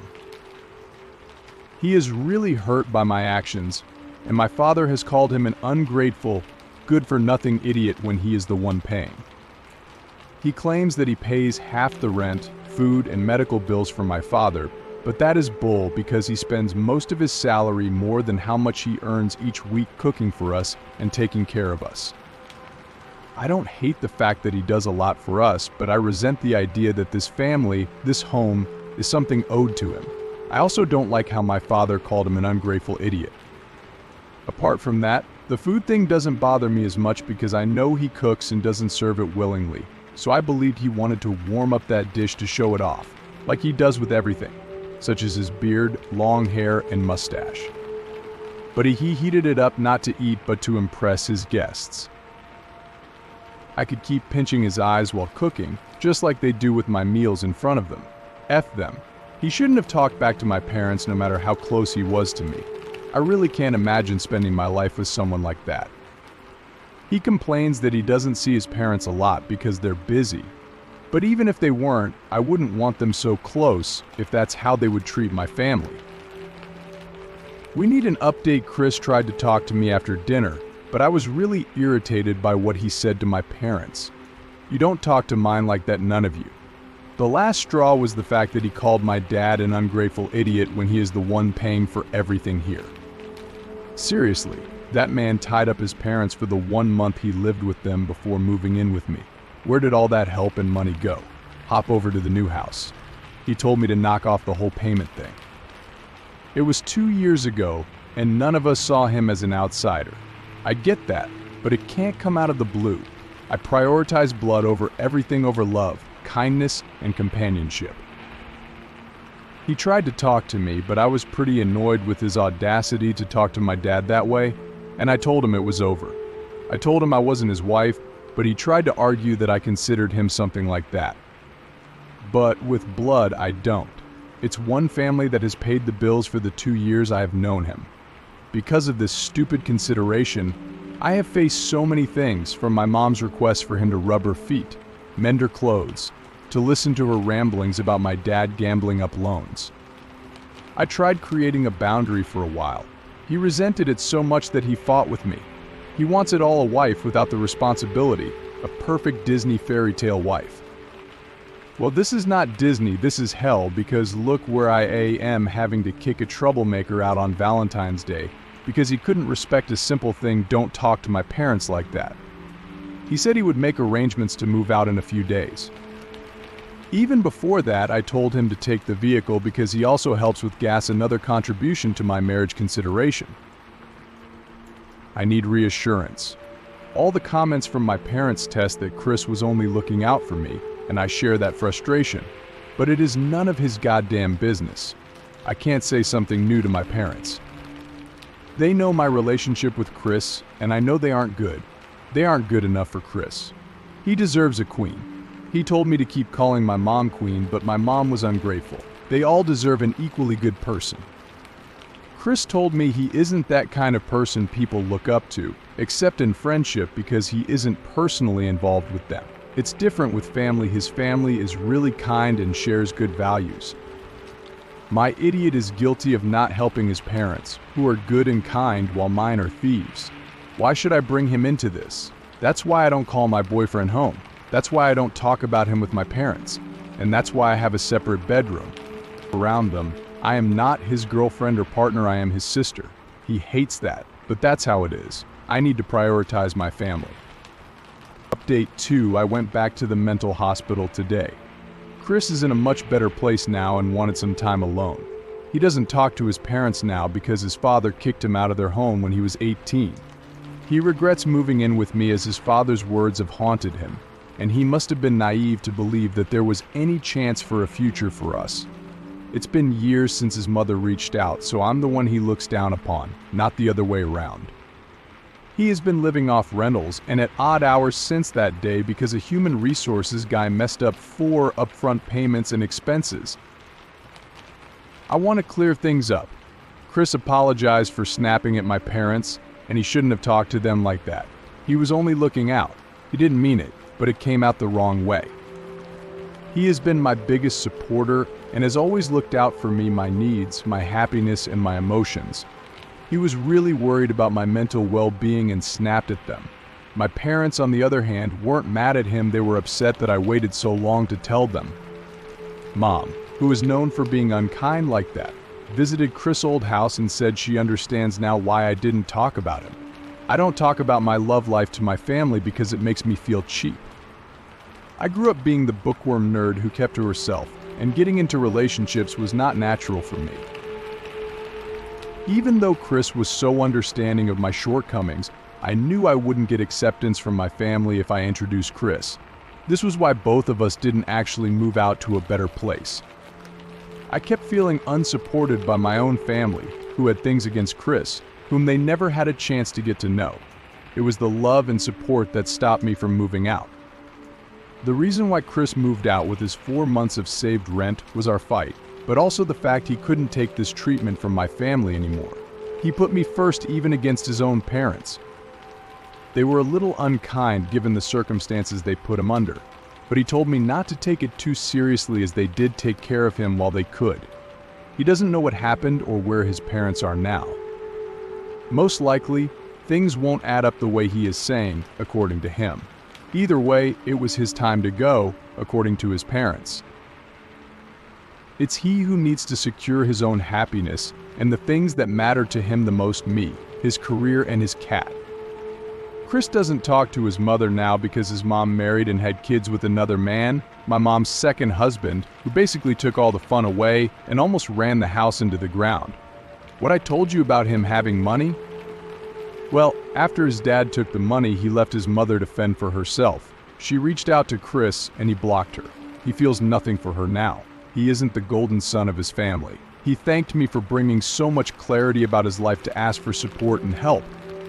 For now, he would be taking a break from this whole thing. Update 3. Because I told him we would be ending things here. Whatever he chooses, I hope he finds the happiness he is looking for. He doesn't blame me for where we are. He saw it coming all along, that this situation would leave us at a crossroads. He told me it was something that had to be done and messaged me almost every hour, wishing me luck and thanking me. He sent me a cat picture too, but now it is gone, replaced by sad smileys. I called him an idiot and left the call beeping. I find myself coming back to the conversation, thinking about what he said.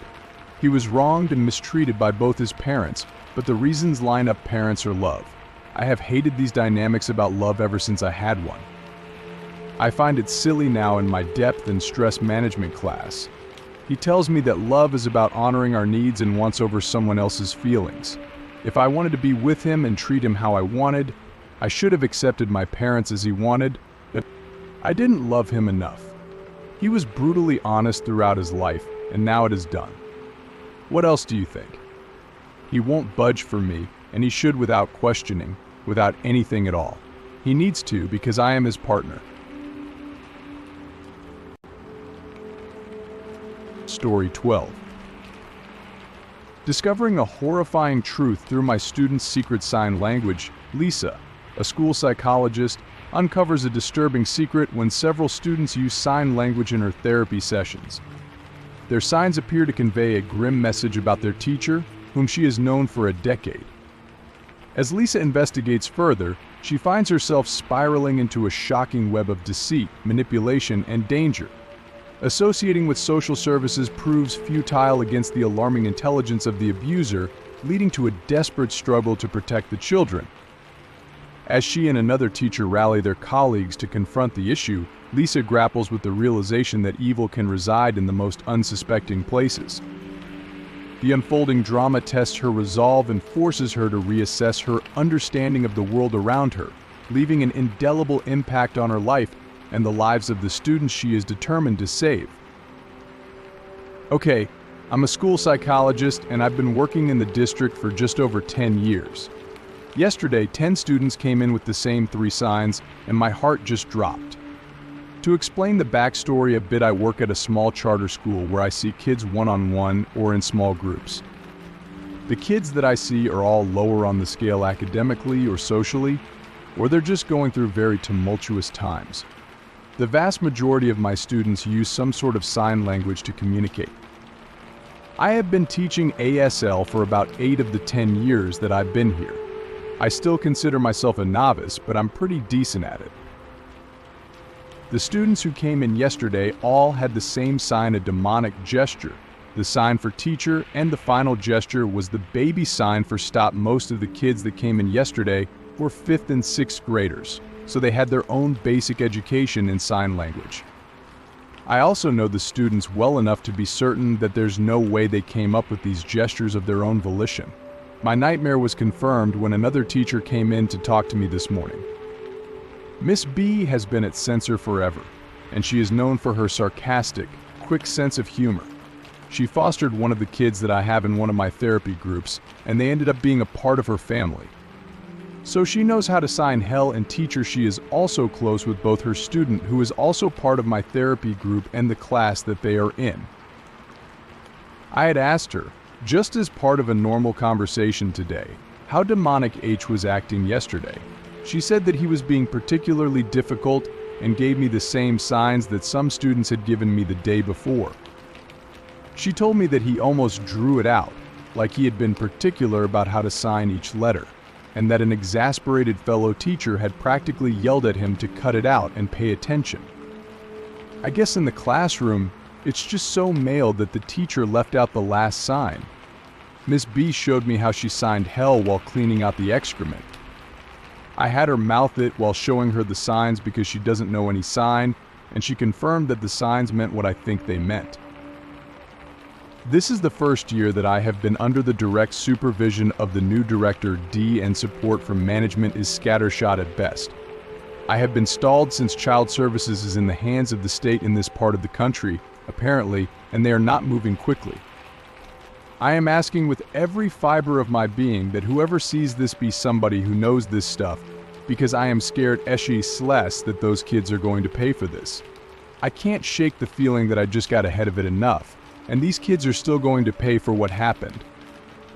I feel like we're going to stand there watching this stack of cards fall down, knowing we're trying to stop it. My ex is worthless. My thoughts are swirling in a million different directions a minute, and I can't even think where to start. I have scheduled all the kids who gave the signs to come in tomorrow for solo appointments, and the director of special education is in another field participating as well. We are going to split the appointments to take up less time from that person. I am trying to focus on what I can do and realize that panicking is not helping anyone. But holy hell, I've been a cop's kid, an entire career military man, married to a Marine, and my ex is the perfect stereotype of an unemotional German man. Yet here I am, just terrified of what is going to happen. Update 1. Okay, the day has been crazy. In addition to the 11 I scheduled for more therapy-style lessons and signing, I ended up seeing 7 other kids. The kids who were initially seen in groups will have 2 more individual sessions, and all of my social-emotional learning group kids will have 2 additional sessions as well. The kids who had shown me the petrifying signs were on the verge of tears while telling their stories. But the response from my traumatized and shaken kids was far more disturbing than I could have ever anticipated. Student 1 let me know that the teacher in question had physically yanked him out of his seat by the collar. The teacher then made some comment words to the full effect of your demon hell claim and shoved him nearly bloody into a desk. Student 2 had been forced to stand in the corner for about 2 hours with his eyes duct taped shut. When the teacher was in the room, he said that the only reason his mother even came to get him when she found out was that he had been forced to the corner, and his long-term bruising around his eyes from the tape. Student 3 explained that the teacher had been forcing him to wear a dog collar and would shock him in class whenever he bothered him with answers or questions, as well as for any squeaks that he made. I still don't know how I am going to report all of this, nor do I even know where to start reporting everything. All of this happened in the past 2 months, but it looks like I've got accusations of sex play and sobbing from hallucinations to shapes if they don't reveal this to their parents. I was stunned by the intimidation that appeared to come from the teacher, who I thought was golden. I made the IBS mistake of thinking, oh, it comes with puppies and child welfare was the school nurse who enrolled her. Guess I was lucky she adopted me. Thanks for the comments and support. Update 2. Okay, so this will likely be my last update. I have seen my share of truly horrific cases. I thought I had seen it all, but the visit today was one of the worst. As I said before, I don't know what I can disclose or explain without giving up someone's identity, so I'm just going to share what happened today. After the kids disclosed, the new director of special education and I started the report process and asked behavioral services to step in. They saw the report 2 days after I made it. I was told that they would look into it. When I say these were the biggest barking dogs with no teeth that I have ever heard, that is a generous assessment. I asked SSN why their visit took so long, and I was told that this territory is so large and uninhabited that they did not have the manpower to do anything faster. Their website says they respond to and investigate calls within 24 hours. There is literally nothing here. Of course, I cannot go into specifics, but hell, it took longer for them to drive here than they had me and the kids. Now, one of the kids said that the SSN worker looked like them and they guessed they were related, so they were kind of freaked out. I did see the SSN worker double over. I tried going over with them what I needed and forced themselves and the kids to ask if they were told not to tell anyone. All of those kids required additional therapy this afternoon after dealing with that little cluster. I don't know anything about social services due to the nature of my parents' work. I have worked in schools like this in urban settings as a parent and a psychologist. I've never seen such ignorance shown to a client by a psychologist or therapist. As they were walking past, I told one of the kids that I would see them again on Monday, and she asked why. I said, Ava name changed, we are not done working through this yet, it looked like a switch flipped on the SSN worker. She recoiled as if she had been slapped, and then came so close to me, saying that there would need to be no further sessions with that child. I politely looked at her and repeated, I will see her on Monday. I'm literally going to have to blow up my communications with my kids. I worked so damned hard to have those kids trust me. It felt like having a knife stabbed into my heart as kids who thought they would be safe with an adult confronted me about why I was doing this and looked down so they wouldn't have to see me. At least 2 are nearly biting their fingernails, which is something we had been working through. Now, I want to say she said she was reporting to the teacher, but forensics and direct observation show that the teacher is golden. But that may be the radio station's SM for hip. The teacher in question has apparently been playing the kids up as possessed, particularly as she could pass McDonald's, and the kids knew she would take them there for good days. What was truly disturbing was one of the kids who had been dropped off at and stayed. I didn't interfere like wide there I am beyond words. It finally took threats from D at SSN and bloody social services at the state capitol, and she can expect to have calls from my management. I have a master's in educational psychology and am certified in educational psychology programs in this state. Sally's bleeped out last name worked with kids like this in individual schools before moving to the capital. All I can say is that as Fide Street certified S. Harrisban is bleeped out, and I am annoyed. Sally was minimizing and coddling the nonverbal child this entire time. I finally was able to close the door, but holy aish, I don't think I have ever learned so much. School ain't horsing around for the most part, but forensics is saying to pass the touch when it is a closed door, and no one else in the room without a witness, or you can expect not to be seen as credible, MS. B with a 6-year-old. Unless those kids disclose or call for help, I need to give it space. The kids are not all asynchronous, so you won't see them in the same spot or room. A nonverbal child whose hearing aids have shut off, which would stop alarms, is often in the OT sensory room because she is triggered, and the other kids are not asynchronous. I've got to stop reviewing this material. One of the high schools with which I have been in contact named L, and this child has been requested to input on things in their program, as she always liked to see the older kids and hear about what high school is like. Student L is calling me, and L is such a huge deal. Oh man, I don't want to go back to school. I don't want to know what will happen the minute I am gone after my kids or when they go home and relive it all. Update 2, I am back on account. I seriously need to stop the number of kids, and my anxiety is through the roof with what I went through today. After some discussion, it was decided that the older sister would take her younger sister. She would no longer take reports to or from school.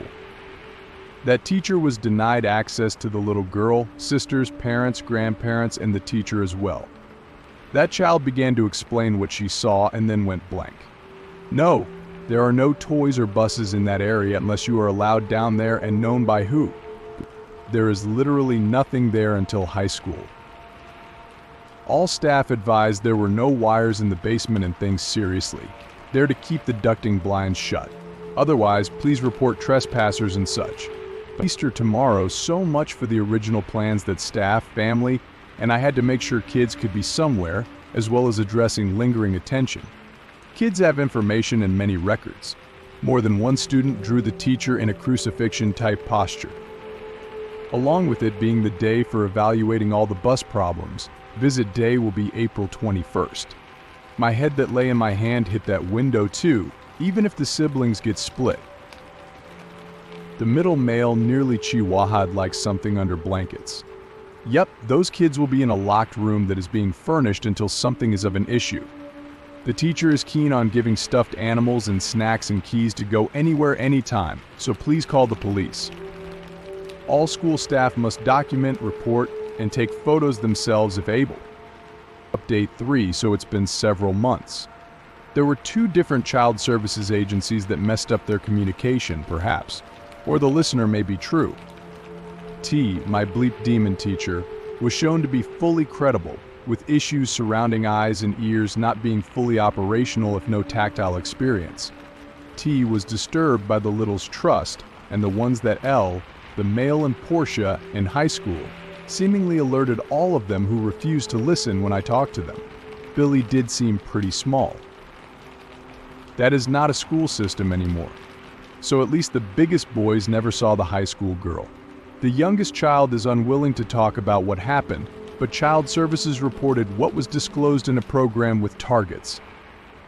The teacher is likely vengeful enough that we cannot use her name for any findings, including by Al, because she is still around. Needs to be something internal with the district, I bet, as the district did not sue the teacher's wife who she left. But at least we are looking at lost staff ... OF course, that made it so not staff. Ghost wrote everything provided Al. I have multiple texts documenting communication, keeping everything spread away like I already gave it those were needed to prove to the state that jurisdiction was broken. Now I will record things to be written or on the program's CS phone, not issues to refer as out of jurisdiction.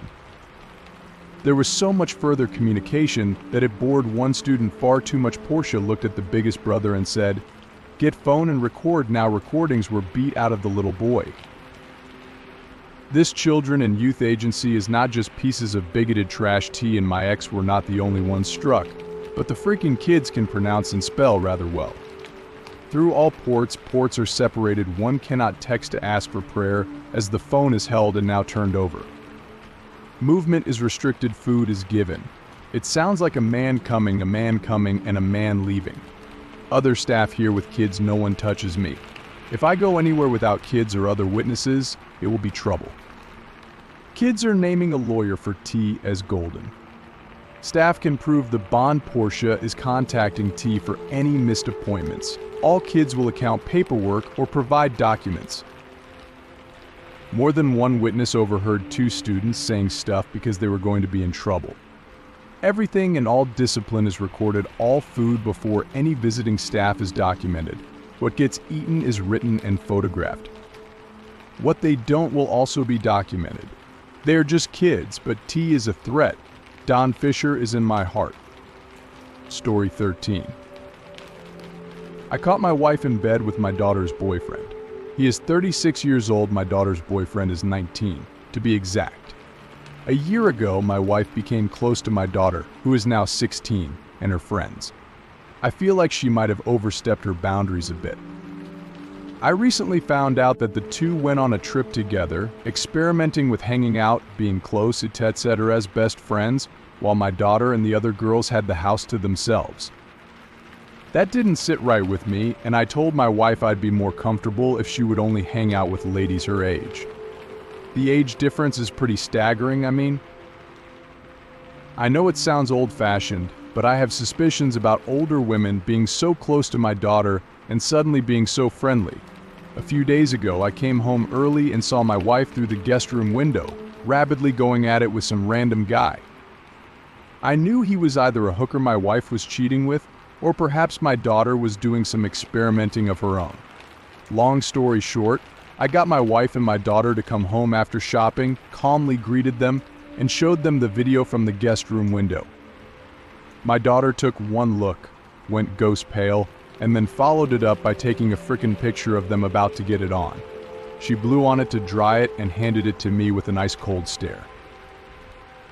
This was soon followed by her freaking out while hugging a pillow, which led to my wife and me screaming at each other and filing for a divorce. Frankly, I have no idea whether or not I should be reacting this way, but I have a daughter to look out for. I threw that freaking boy out and told my wife to do whatever she wanted, get counseling, etc. She seems genuinely sorry, but all I can think about is throwing up or hurting someone, or maybe doing something stupid like drinking myself into a stupor. I don't know if there was any course of action other than what I did, but if you guys have any advice, I'm all ears. Otherwise, I think I'll be doubting myself for not reacting the right way. Oh, facts. Your wits out nerding me. TL doctor, I came home early, saw my wife getting railed by my daughter's boyfriend, confronted them, and now I'm not sure how I'm handling everything. Edit 1. Hi guys. Thanks for the comments and support. I gotta brush up on my Reddit knowledge. I couldn't find where to reply to everyone, and some responses I made were in the wrong comment thread. I ordered a lot of takeout I'm about to pig out on before I go to bed. A Wilnius beard is in my future. They improvised and were freaking quiet about their activities, which made me think they weren't doing anything inappropriate. I wish my daughter hadn't, you know. She didn't think about anything other than getting the hell out of there. After that, I had a bunch of pictures, not just the one of them. I took them all out. I was freaking out because I could see them being used as blackmail against other parents, exposing my daughter, which would rattle their marriage to all hell. I tried to bury those images. I've always been clean and took care of myself. My wife just said she didn't know what she saw in him or why he thought this was a good idea. That boy's head is going to be shaken by his parents. There will be no formal punishment except for that. Though I did push him, I didn't care where exactly, just that it was somewhere outside. Both points were besides the main issue, my daughter's exposure. She's turning 20 this Sunday, soon to be done with college. Good luck to her in advance. Though I'm expending half my retirement fund on it, I may not have much cash left by the time she's through. Update 1. First off, guys, thank you so much for the support and love in the comments. I've been going through a lot and running on very little sleep. I also want to give another shout out to the folks who've offered food and drink. I'm still working through that stuff. The outpouring of support is immense. I'm not sleeping well, but I am eating, and offers just keep rolling in. My daughter is hugging a pillow while she logs in and sits behind me while I work. I open my computer and monitor every time they think they hear a door opening outside or a car pulling in at night. Everybody in the house is shaken. That being said though, most of your advice was spot on. We're both in counseling, with the door between us open. My lawyer appointment is in a few days. Sneaking around hasn't happened yet, but only my wife is bidding, and we're on the right terms. I let her know that the door is open, but for now it's all business as usual. I'm sticking around the house as much as possible. My little bugger, the smart cat, came up to me in my room, licking his lips like he was putting on some lipstick. I did some nasty research on Reddit into cheating, reading the smuttiest posts. I'm never going to look at my cat the same way again, or cats for that matter. I won't be accessing those Reddit subscriptions after I kick this dude's ass, and I'm hoping that's the last I hear from them so I can forget they exist. Anyhow, I'll keep you guys updated. You are nothing short of amazing. Update 2. Hi guys, I've been focused on work and relief from the pain. I'm close to $20,000 in cash aid and nearly $40,000 worth of cash items dispersed to those in need from friends and online charities. The outpouring of support I've gotten has been amazing. My daughter and I are now volunteering at food banks together, and I'm experimenting with making innocent-looking candy snacks. Brownies with a whole F-load of weed, cereal that's got more Fruit Loops than Chex, and just birthday muffins. My brother's pinched, my Celtic belief pinched too, and I'm making bread that's softer than cotton. My hands are slickened in flour as we experiment, and the insanity grows. I'm not smiling all the time. Laying down seems impossible because of the ache in my chest, but I'm doing better. Update 3. Hey everyone! I've been caught up with work and relief efforts. I realized I missed my Friday deadline. I'm not wired to be philanthropic, but it feels better than hugging a pillow and sobbing. So here we go. Family courts are pandemonium, full of broken homes. My wife's lawyers were a bunch of scowling women who pushed hard and tried to ambush me into fainting their narrative, stealing assets, taking what's mine, etc. But my lawyer was a dear. The situation rattled my daughter's world hard. Watching her father be brought to his knees by her cheating mother pulled us closer. She blew up at that cheating woman afterward. I'm done with her. Heart and head are resettling. I hope to maybe date another cat lady in a few years. Seriously, I'm never getting another cat because they messed with my trust and became symbols of betrayal in my head. That cheating woman is being dragged through the mud. Her work environment was burned to the ground, and it's scorched earth. My daughter leads the flames while she's at work or outside. It's also caused some ire towards men that I've set in order or will do in days to come. Otherwise, not much else to report other than the impact of my relief efforts. I'm going to be a terrible parent by gifting my daughter a trip to Japan. Seriously, at the rate we're going, we can fund the entirety of Japan and squeeze a little for Korea too. That's the best update a dad can give, and that's pretty much all I got.